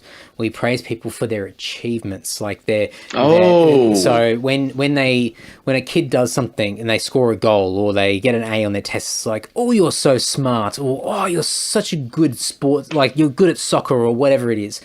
And you're feeding into their result rather than the effort. And so the whole thing is, it's not, the result is almost a byproduct of what you're doing in the meantime. It's that journey thing. So the growth mindset is you growing and learning along the way. It's the journey. So when they talk about children as this really easy example, but when a child puts in effort and works really hard, then the praise should come from a place of, you've worked so hard and I'm very proud of you because you've applied yourself and you've dedicated yourself to get in there and do it. And regardless of your outcome, or whatever that result was, it doesn't matter. And I'm not going to praise you on that because I know that this is what you've done. This is the effort that you put into. Then what happens is, and from a whole bunch of different studies and blah, blah, blah, they've realized that people that have been praised in that way with regards to the effort that they put in do far better at problem solving and meeting or facing adversity and problems and challenges in life, because they can sit back and they understand that their input and their energy that they put into something will ensure or put them in a better position to succeed. Whereas somebody who's been praised all their life because, you know, they're good looking, or they're so athletic, or they always get top marks, but as soon as that person hits a challenge in their life, their whole world falls apart. Crumble. Because they haven't been given the right type of praise. They've developed a fixed mindset. They're fixed in their capabilities and they've been told a certain thing. So for me, like when I read that, I just, like, that fucking, like, just opened my Blew mind your up. mind? Oh yeah, because what, as you said before, like when you start to learn all these things, you realize just how fucking dumb you are, like, or what your limitations are, or your weaknesses, and all these things, and you think, like, I thought I was pretty shit hot at certain things, and then you realize that, oh wow, no, I tell myself that, and that's BS. And you know, I look for shortcuts all the time, and I'm looking for the easy way out, and no, I don't like hard work, or I don't like putting in focus work, or whatever that might be. I don't like putting in effort. And then suddenly I go, well, that might be the reason why these things aren't good in my life. These are the things that I'm dissatisfied because I haven't put in the effort. So then it just goes into this deep thing of self-reflection and a bit of self-loathings in there as well. But it's just this, you know, you used the word before, it's this woke moment. You know, you have these moments where you just go, oh, geez, that makes sense. Like it's a piece of the puzzle. It's like this gigantic, I had this thing the other day, this sort of picture in my head, this visual of me just on this constant journey of just stumbling and falling over and just trying to work life out. And it's this picture of those fucking shit puzzles that like these 5,000, 10,000 piece puzzles, and it's just a crappy bunch of flowers or a castle or something like that. But but it's when you tip the box upside down and they're all this pile of fucking pieces of puzzle. But the puzzle has no picture. It has no borders, and the puzzles and the pieces are never ending. But what you've got to do in that massive fucking pile of pieces is sift through them to see which ones connect.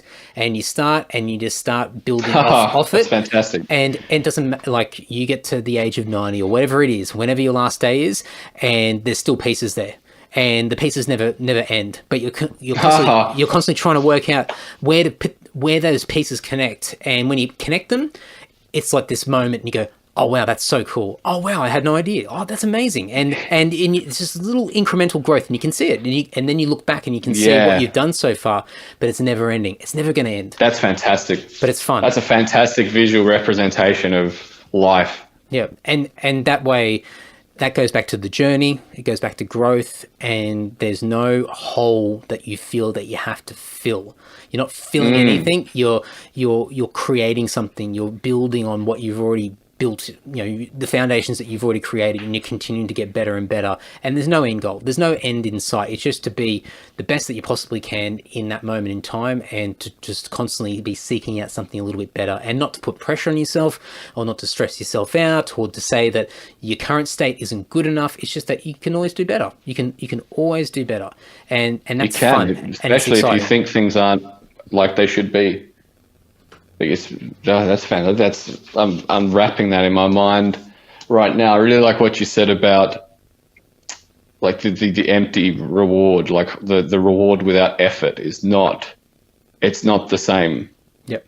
It reminds me of how I came to turn my, I suppose career. So I'm not really sure if it's an appropriate word, but when it came to my day job, I don't know if it's a career. When it came to my day job, I loved to tell people how hard my day job was. We all do. It's a weird thing that friends will battle about is who works the fucking hardest. Like, oh, I did, 40 hours this week. Lucky you. It's this struggle Olympics that we all have, and it's across the whole thing. Like you're like, oh, I was bullied as a child. It really destroyed. It was like, oh, lucky you, I was bullied twice. It's this suffering Olympics. Horrible, right? Like this thing. So like I was a part of the suffering Olympics because, I'm a strong 20-something-year-old. So I lift boxes for a living. It's like, well, he's strong, put him in there in that warehouse and you can have his dreams and whatnot. So anyway, I'm in the warehouse working what I think is working my ass off because I'm uneducated when it comes to business. So I'm down there thinking I'm working my absolute ass off, and I get home and play my video games and, neglect a relationship, just going through that absolute nostalgic loop of, oh, I can't wait to finish work so I can go home and do something that makes me forget that I'm probably going to do this for the rest of my life, until I wake up tomorrow and go back. Yeah. And so when I was in Japan, I was in Kyoto, and it was like the third day I'm there. So it's my first time out of the country. I've had that experience of stepping out of Tokyo airport and I'm in the fucking woods. I want to use that as a visual, a dramatic representation of what it was like. I was in the forest and I'm like alone, and there's a little bit of English about, and I was just like lost, and this fucking overwhelming happiness, this mix of like happiness and not fear, but like the fear quickly turned into adrenaline, and I just could not get the smile off my face. And I was like, what have you done? You cannot, how the fuck are you going to find your way around this? And I was just like ready for that challenge. So anyway, it's day 3 and I'm sort of in my routine. I'm in Kyoto and I've just had the food in Japan, Andrew, just everything they do. Just had this amazing eggs and bacon. And I've got a coffee. And I've before I left, I went on my PC at home here and I went to Google Maps. And in each city I stayed in, I went to my accommodation on Google Maps and just started scrolling out. Anything interesting, flag it. So when I'm on my phone, like I got into this habit. It was the third day of waking up, sipping my coffee in the streets. I'm surrounded by these trees and these ravens just squawking and just stunning. And I'm looking at my phone to see which ridiculously prestigious monument am I going to go and look at and have profound life epiphanies about today, and I just, something clicked in me and I was like, if I was a millionaire, this is what I would be doing with my time. And it was as if again, we're going to break this in, but it awoke that you don't need millions of dollars to have the life you want. Because that Japan trip cost me about $3,500, and I reckon I could do it cheaper, knowing how fucking good the service station food is. Oh, the best. It's so good. So I'm in Kyoto. I'll get the coffee. I've realized that I'm a millionaire, and then when I got back from Japan, after that huge journey, like the musical undoing, discovering this Ben Delacour guy that just, it was as if he just put a pinprick right on my heart, that last part of it that needed to break. And it was like, there you go, now you can rebuild. Anyway, so I've had these profound things in Japan, and I got back and I've read Rich Dad, Poor Dad. I've started microdosing LSD. And one day I said to myself, I am going to be the best fucking entry-level storeman that ever existed. I'm going to go to work and it's not a problem. It's like, well, this is all I'm qualified to do. And I'm not even fucking very good at that. Like, I haven't been. I've been shit at this. Like, how the fuck am I going to run a business if I can't even do the shit kicking properly? So I went, and like weeks and like a couple of months rolled by, and every day it was just this effort. I woke up and I became present, and I'm like going in again. And if there's a troubled customer, it's my job to fix. I just went and bet this is the best at my shit day job. And eventually I started to get given more responsibility. Like, people trusted me with things. I had more purpose. The people would start to come to me because they knew I would take on the job, or, I wouldn't roll my eyes when I got asked to do something. Yep. Like, yeah, sure, man. I'll help you if I can. Like, that was my attitude.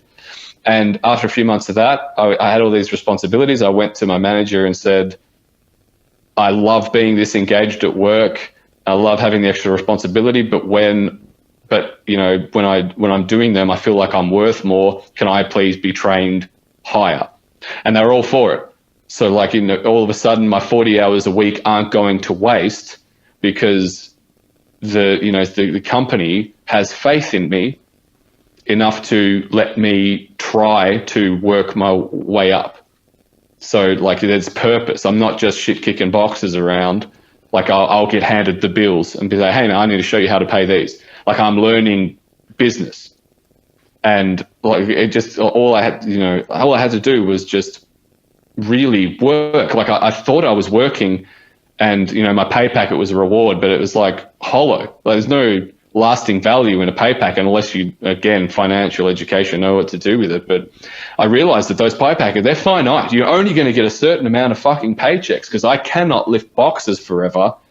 And I was in counseling sort of at the same time, because I love mental health professionals. Like, even if I'm not going through anything, if I can get a couple free from work for whatever, like, I'll go. Like, I love talking to mental health professionals. But one question that one woman asked me was like, Jonathan, what on earth are you going to do when you're 38 and your back's gone and you can't lift boxes anymore? And it was like a huge, like, oh, I can't do anything else.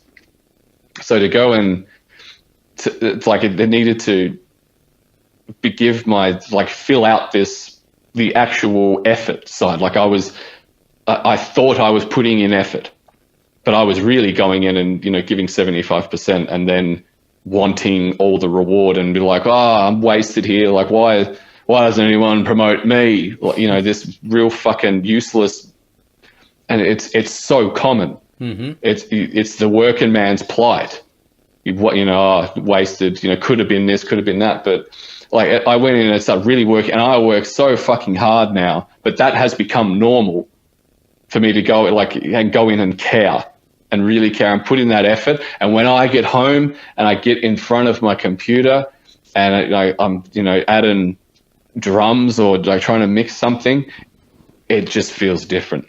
When I get those moments where I get to sit in Kyoto or sit in Banff and drink a coffee and look at the mountains and actually get that time off, it's different, because I am applying myself into the effort stage. It takes a lot of effort to put some money together to go and travel, but I'm really earning it. So those rewards come, and they're just much sweeter, and they're not short-term gratifications. These are long-term things, and it's when you stop ripping into short-term gratifications and just coasting to get there, and that, that's not just, the work is a good example, but in life there are just many things that will just coast to those short-term gratifications, as opposed to saving for a big trip. I mean, like, why on earth are you going to cultivate your own vegetable patch and wait months to make a salad for your family, of shit you've grown, and look back and be like, look at, I did that, when you could just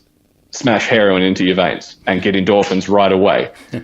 Like, it's, there's reward, sure, but like it's the same chemicals essentially. Like, we're all just chasing that endorphin rush, and if you chase it long term and really put in effort, then it's sweeter and more sustainable. More importantly, like, if you actually believe life is really short, then you should probably go and just do a bunch of heroin, because it's the best.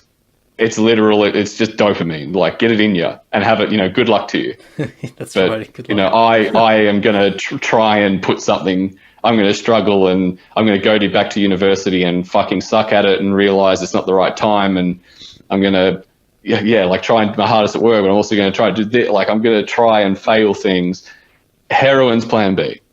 Like, if all of this doesn't work, then smash me up. But there's your worst case scenario. You've got a plan for that. Yeah. So you're sweet no matter what.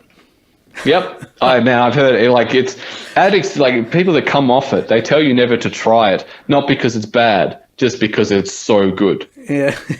But like, I think like if you get used to that level of dopamine, like, how on earth am I going to look into the eyes of my firstborn child and feel love if I know what heroin's like? Nothing will ever get that close. Sorry, little one, but it's still not good enough. Yeah, like, this was great and I love you, but heroin is fantastic. Got to worry about that, man. Where you get your endorphins, because you're training your brain. If you're on Tinder and you love promiscuous and you're good at it, like, your brain is training to know that if you make this swipe left movement and it gets a pang of endorphins, you probably are going to struggle to stop and have a meaningful relationship one day, because that's not what your brain has trained to get that pang. You got to be very mindful where you are investing your energy and getting your rewards for it. You have to be very mindful, because you're training that. That's it. And then the other thing that's probably worth distinguishing as well is, like, that short-term gratification. You can get short-term gratification through growth, through the journey, through these things of self-work and self-development and the little incremental things along the way. That's also short-term gratification, because you're enjoying the process. The problem is that it's not. It takes more effort. Not tangible. It takes more effort to be able to get to that point. There's a lot more effort involved. It's too. Yeah, I think, and people not being able to see it, that's important too. Like, we love to make our journeys tangible. Like, that's what we're trying to do as a race right now by developing AI. We want to make ourselves important and tangible, because we don't want this to end. We're clinging to it. Like, we cling to our journey a bit. We want people to know how hard we work. That's right. Yeah. But because you can't see it, but we need it to be important. And a lot of these decisions that people are making now, or have always made, it's just the easiest thing to do. It's the path of least resistance, where we can gravitate towards a drink, different type of drug, whatever it might be, some form Shopping.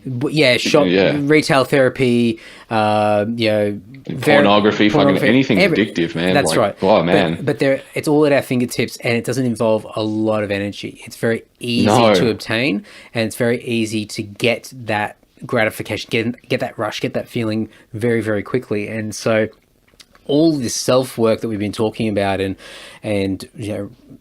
having a new perspective of all these situations that we're in, things that, on the surface of a mundane job that doesn't seem to be giving much progression or pathway or any sort of purpose or anything like that, but to be able to work at that concept and be able to find the light in it and find something that you can turn around and go, what's the most I can make of this situation? What have I got at my fingertips that I can absolutely maximize to increase my happiness and to increase my opportunity?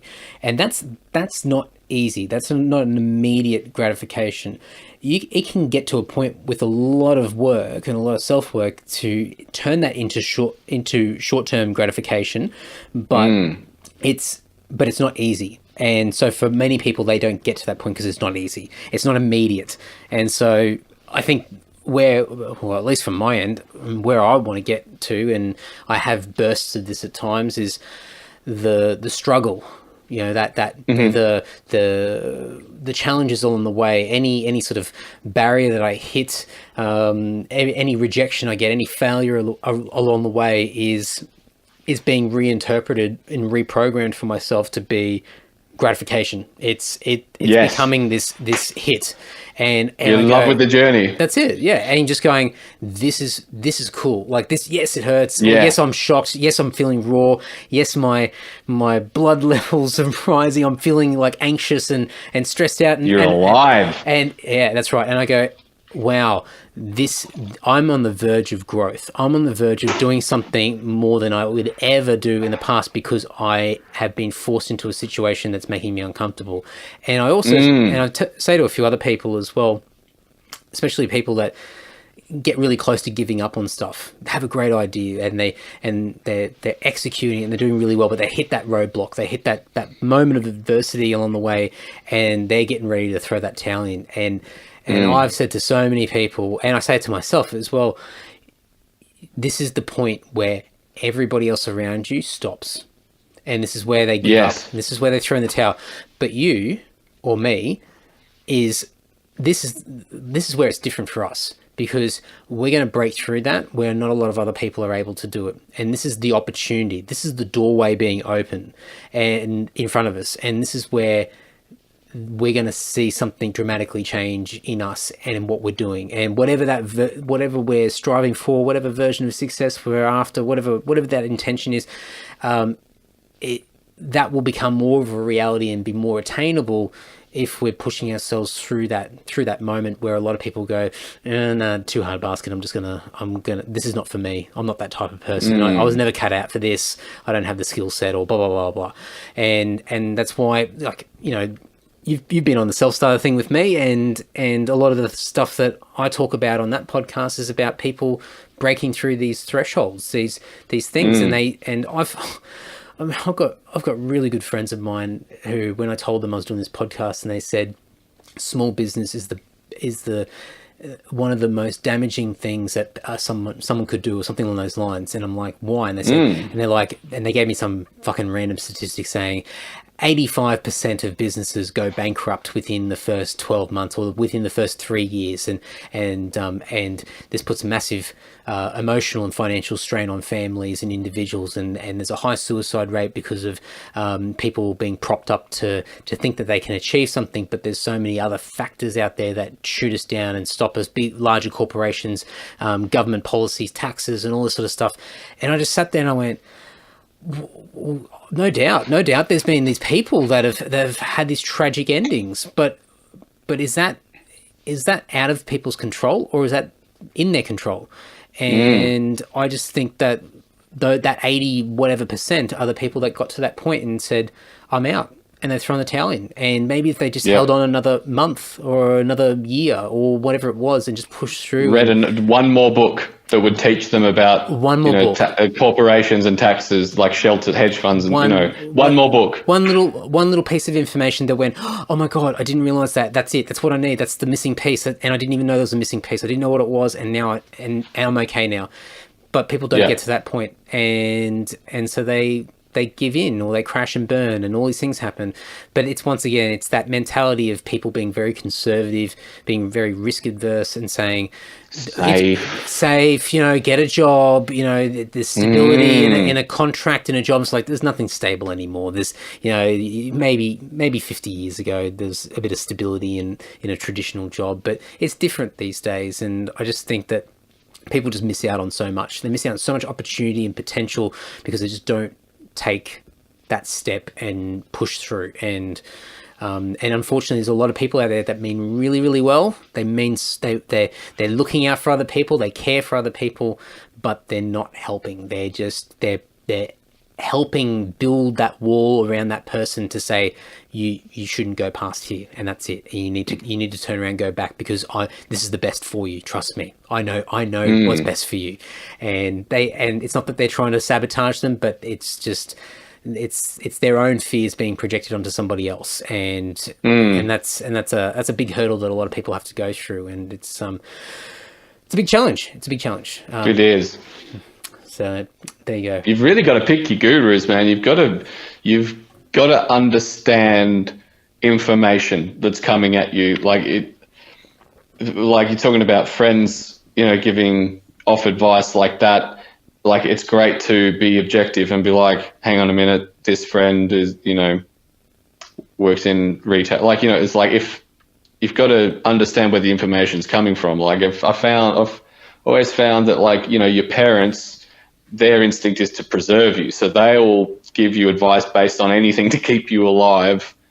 Like a loved one, like your wife or a husband or a partner, will give you advice based on saying the right thing for you to not leave them. Like that, because there's the codependency there. But friends, like, if you can find the right friends that are emotionally intelligent and honest, that's when you'll move quickly through things. Like, they're the best to have around. Like, emotionally intelligent, honest friends to give you advice. And someone you're like, hey man, I think about doing this. Like, that's a fucking dumb idea. You're like, really? Why? And they'll be like, well, first of all, I once heard from someone that read that 85% of small businesses go bankrupt in the first year. Like, not that kind of advice. You know what I mean? Like, you got to find ask someone that owns a business. Like, hey, tell me about it. That's right. Like, oh, it was a fucking slog. But then, you should. If I'd start again and I wish I'd known this. You need to. Here's where I fucked up. You can't just. Yeah, don't ask your fucking heroin addicted friends for advice about what's good. Be picky. You're allowed to be.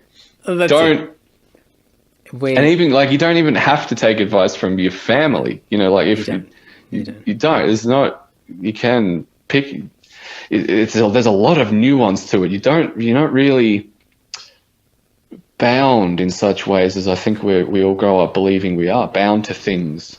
Well, if your family's bad news, fucking, don't give them the time just because they're family. If there's other, well, that's right. Don't give people the time for any old reason. Well, that's right. There's a default assumption, and it's just a stereotype expectation that you lean on your family, and your family knows best, and there's a blood link there, so there must be a legitimate connection there that overrides everything else. But I mean, one thing that I've learned over time is that whilst we all share many different traits, and we're very common, and we're far more similar than we are unique, we are still individuals based off our own environment, our upbringing, the people and the experiences that we've been exposed to over time. So our storyline, our narrative is always going to be slightly different to everybody else. So for me, like, I will lean on particular people for particular pieces of advice, but even when I'm getting that advice, it's not gospel for me. Like, I will take bits and pieces of information, and it's not for me to try and seek out the information that I want to hear, but I'll realize, but what I'm trying to do is understand what applies in my situation and what might not. And this is also really valuable for people that give you really fucking shit advice as well, or people that are not so much a bad influence, but people that just you might not be able to shake them in your life. They might be related to you, or somebody that's just, you have to experience them through a work setting or anything like that. So you can't avoid them, but their presence and their actions and what they do also gives you advice indirectly. It shows you how not to be. It shows you how other people act. And so, I say this with Jess as well, like, when on a day-to-day basis and we come in contact with lots of people and we'll have a bitch and a moan about how, fucking shit somebody is, or some mistake that they've made, or some opinion that someone said. And we always sort of catch each other and just say, but if that person didn't come into our life and just left this chaotic path of destruction, we wouldn't have learnt anything from it. And if anything, that's probably good that we've experienced that, because now there's another example out there of what not to do. There's another aspect or a different take on a situation where I've gone, I didn't think about that. Oh, I'm so glad I didn't do that, because I can see I'm not going to do that in the future. That's right. I can see what the potential consequences are by thinking a particular way, or saying something, or acting on something, or whatever that might be. And so I think it's really important that, we can strive to try and find the best of, the sum of the five people, the best people that we surround ourselves with, and be inspired by them and have great people. But I think there's just a lot of I value. never count out the bad people. Oh no. Yeah. Very important to have them. I think there's just got to be exposure to everybody and everything, but it's having your own self-awareness to be able to separate from the situation, have that healthy detachment and say, I'm going to take little bits and pieces from this, and I know what is going to be valuable and what's not, and then apply it and go from there. And it's just like this, it's just constant social experiment. It's just seeing what I mean, this is a really horrible thing to say, but seeing what the lab rats are doing, just seeing how they're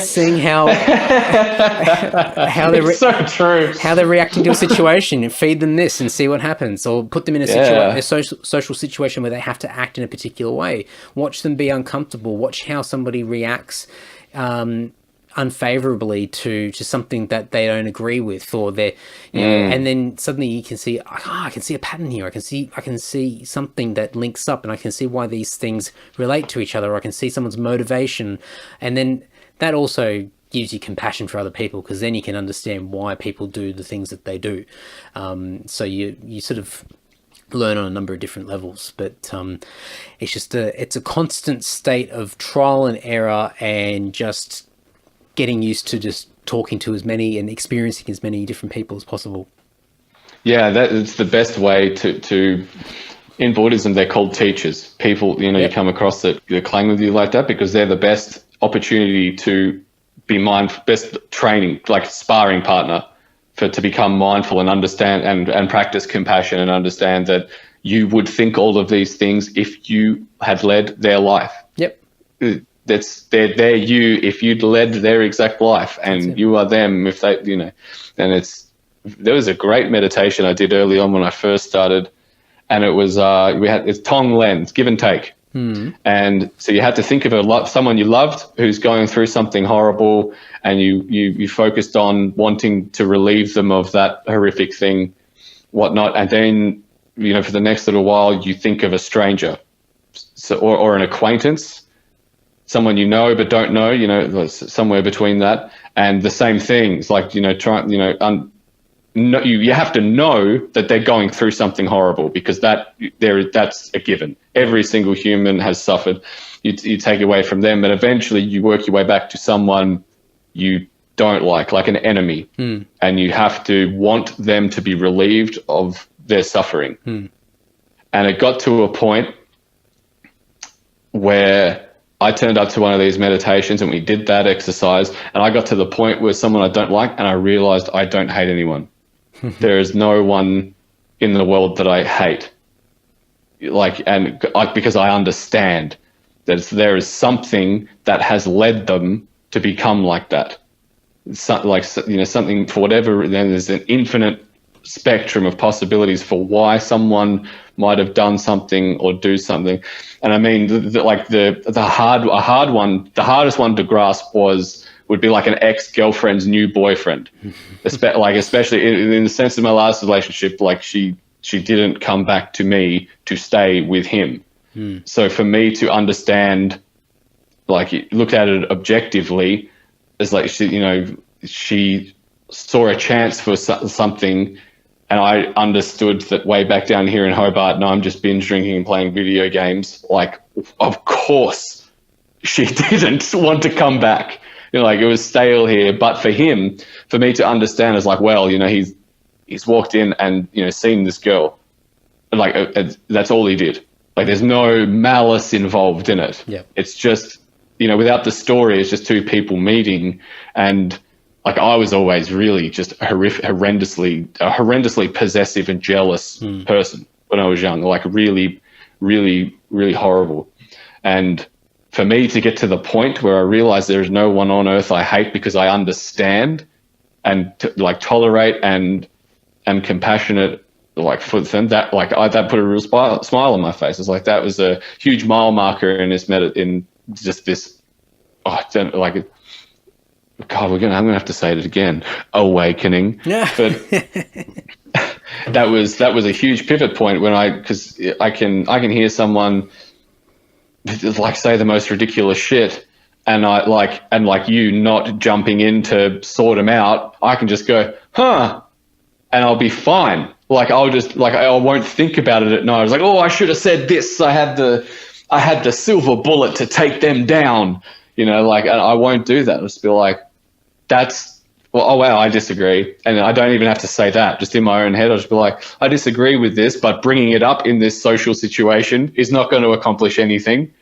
And it's not my fucking duty to fix everyone, can just let it go. I can have a ridiculous opinion. And so that's like, I looked it up recently to find out what I actually am religiously, because you worship something, whether you're conscious of it or not. You do worship something. And I realized that I believe all of them. And I was like, there must be a word for it. And I found it out. There is. It's omniism. I'm an omniist. It's, I believe all of them because I understand how somebody can take a religious scripture and apply it to their life and have it make sense. And what gave it away for me is Jordan Peterson. He's got these lectures series on YouTube called Maps of Meaning. Highly recommend it I love storytelling and whatnot. But he's breaking down Adam and Eve and the Garden of Eden.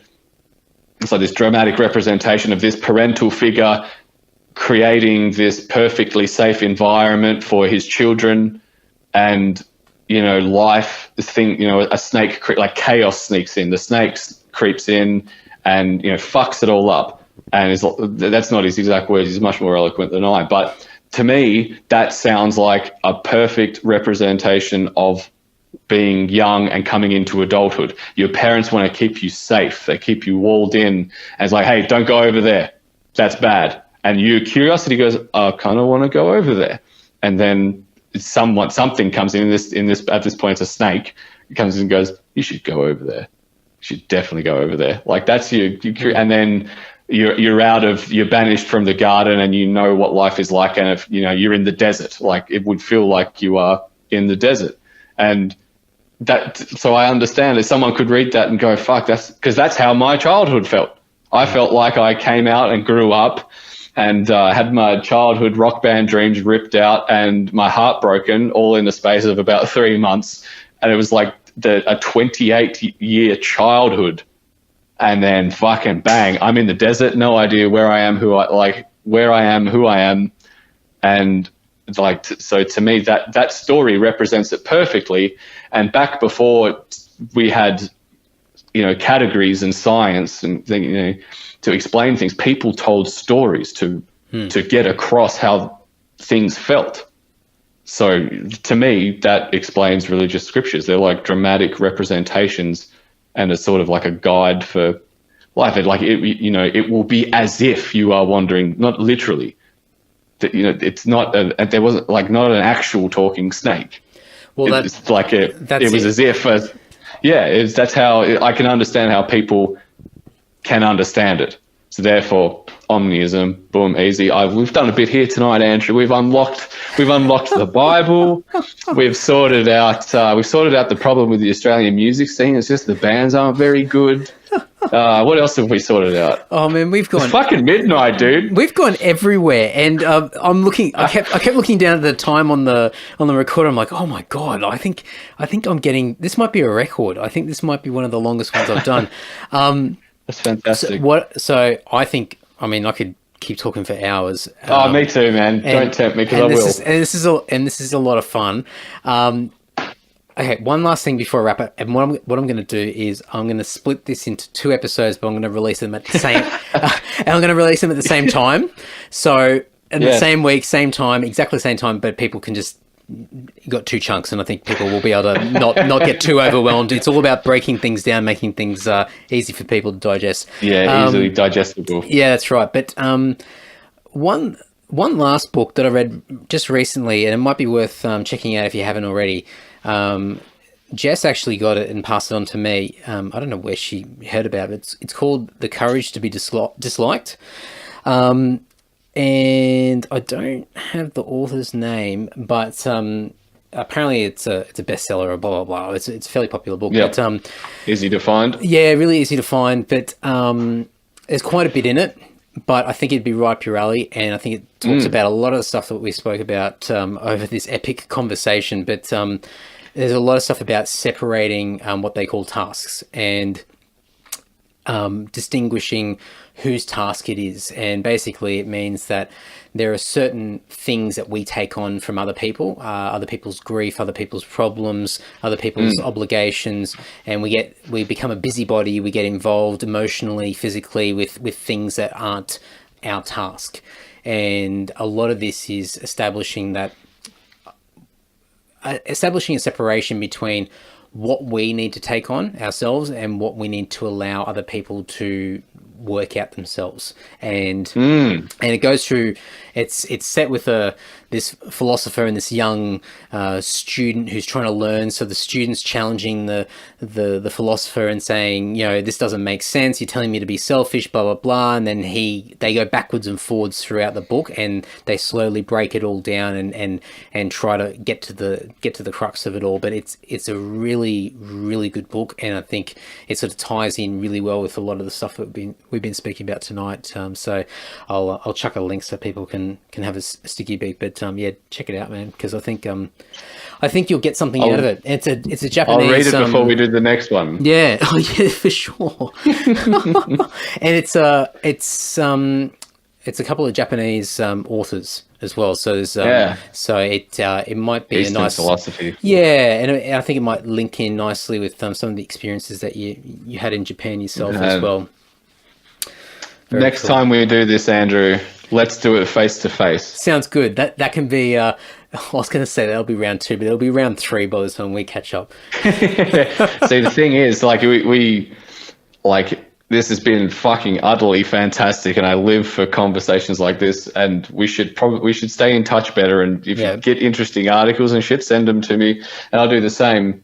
But what we've unfortunately couldn't happen tonight is our subconsciouses could not communicate. Which is, there's a lot we still miss, so like picking up on the signals, and I really feel like we could really nut out some bullshit face to face. Like it's something that I would really like to do.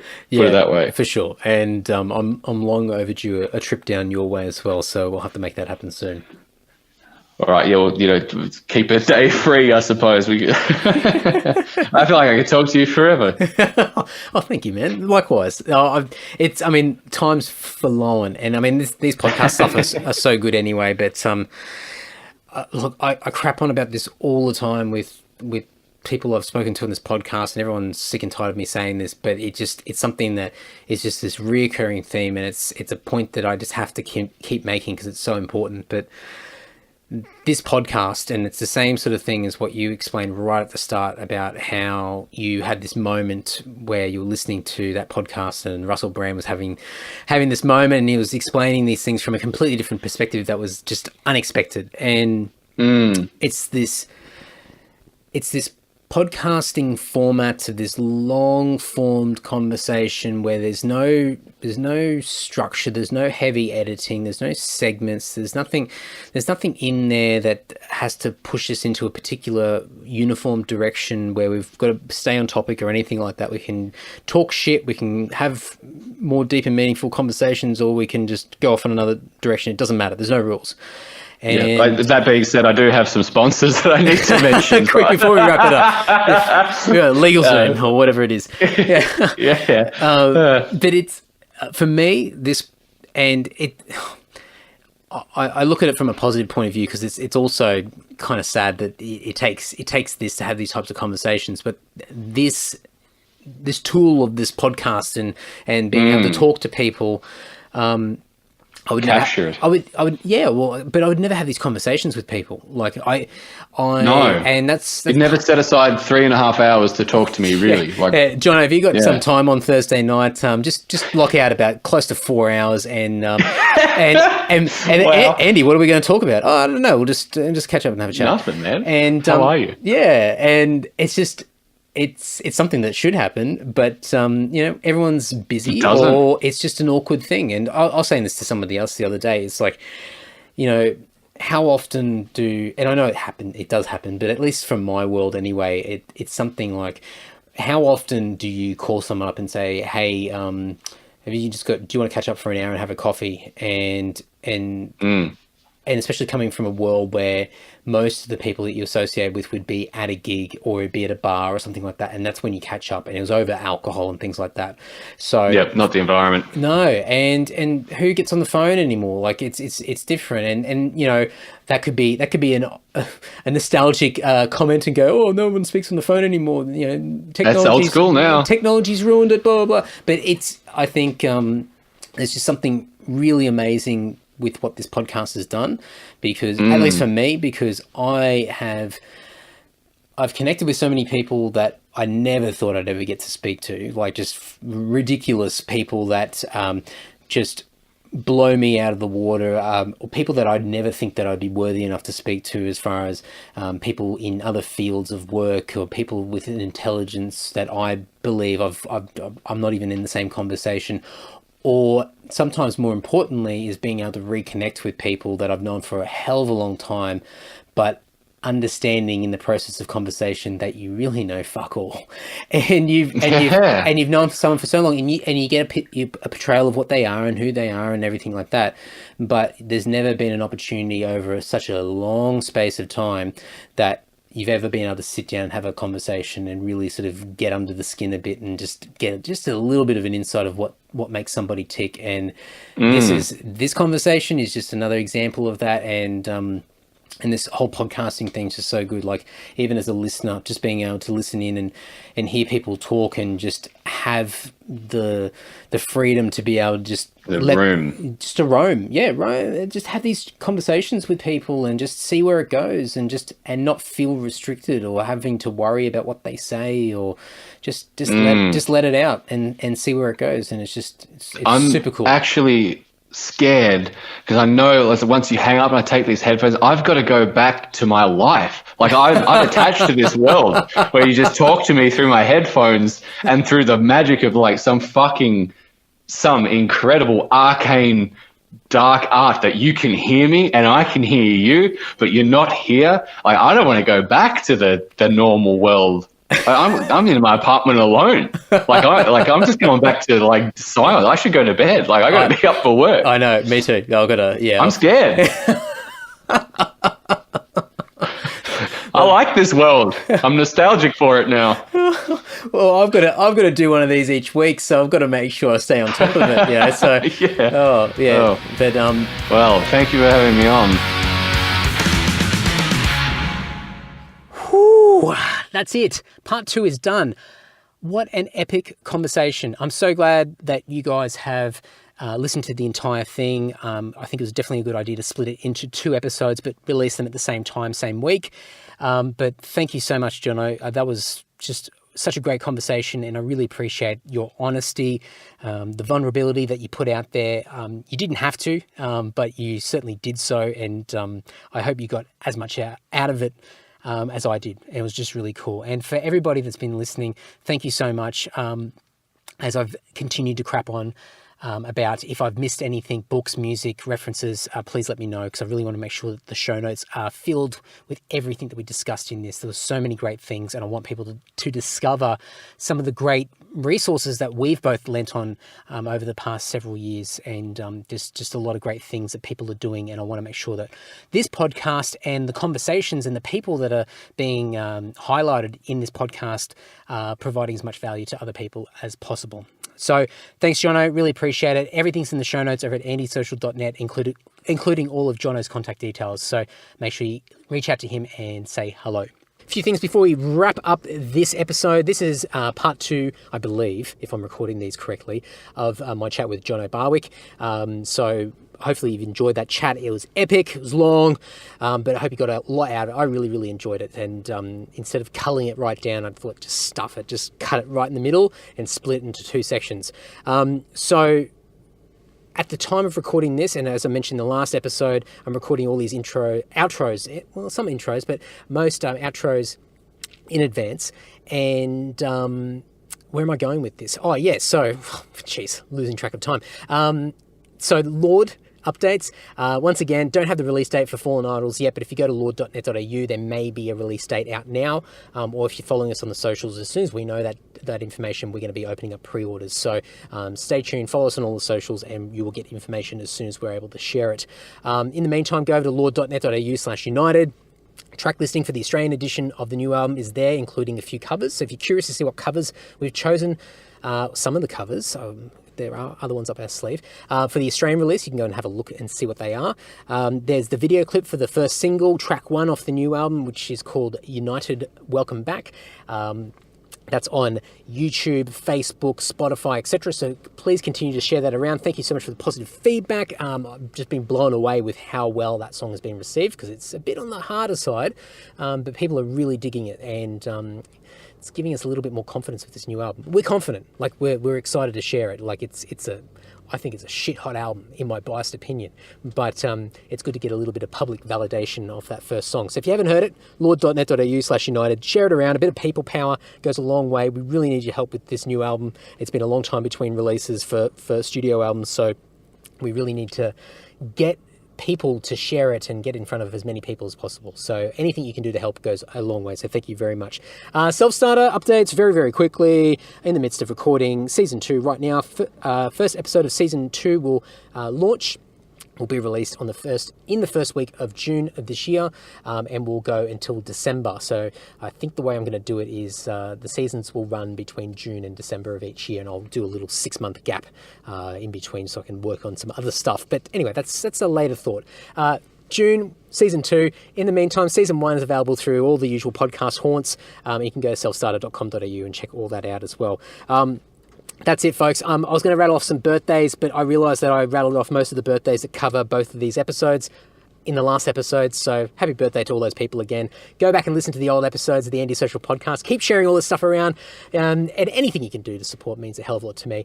And I'm going to stop crapping on. Heaps and heaps and heaps of great episodes coming up in the upcoming weeks. Okay, take care. Ta-ta. Bye-bye.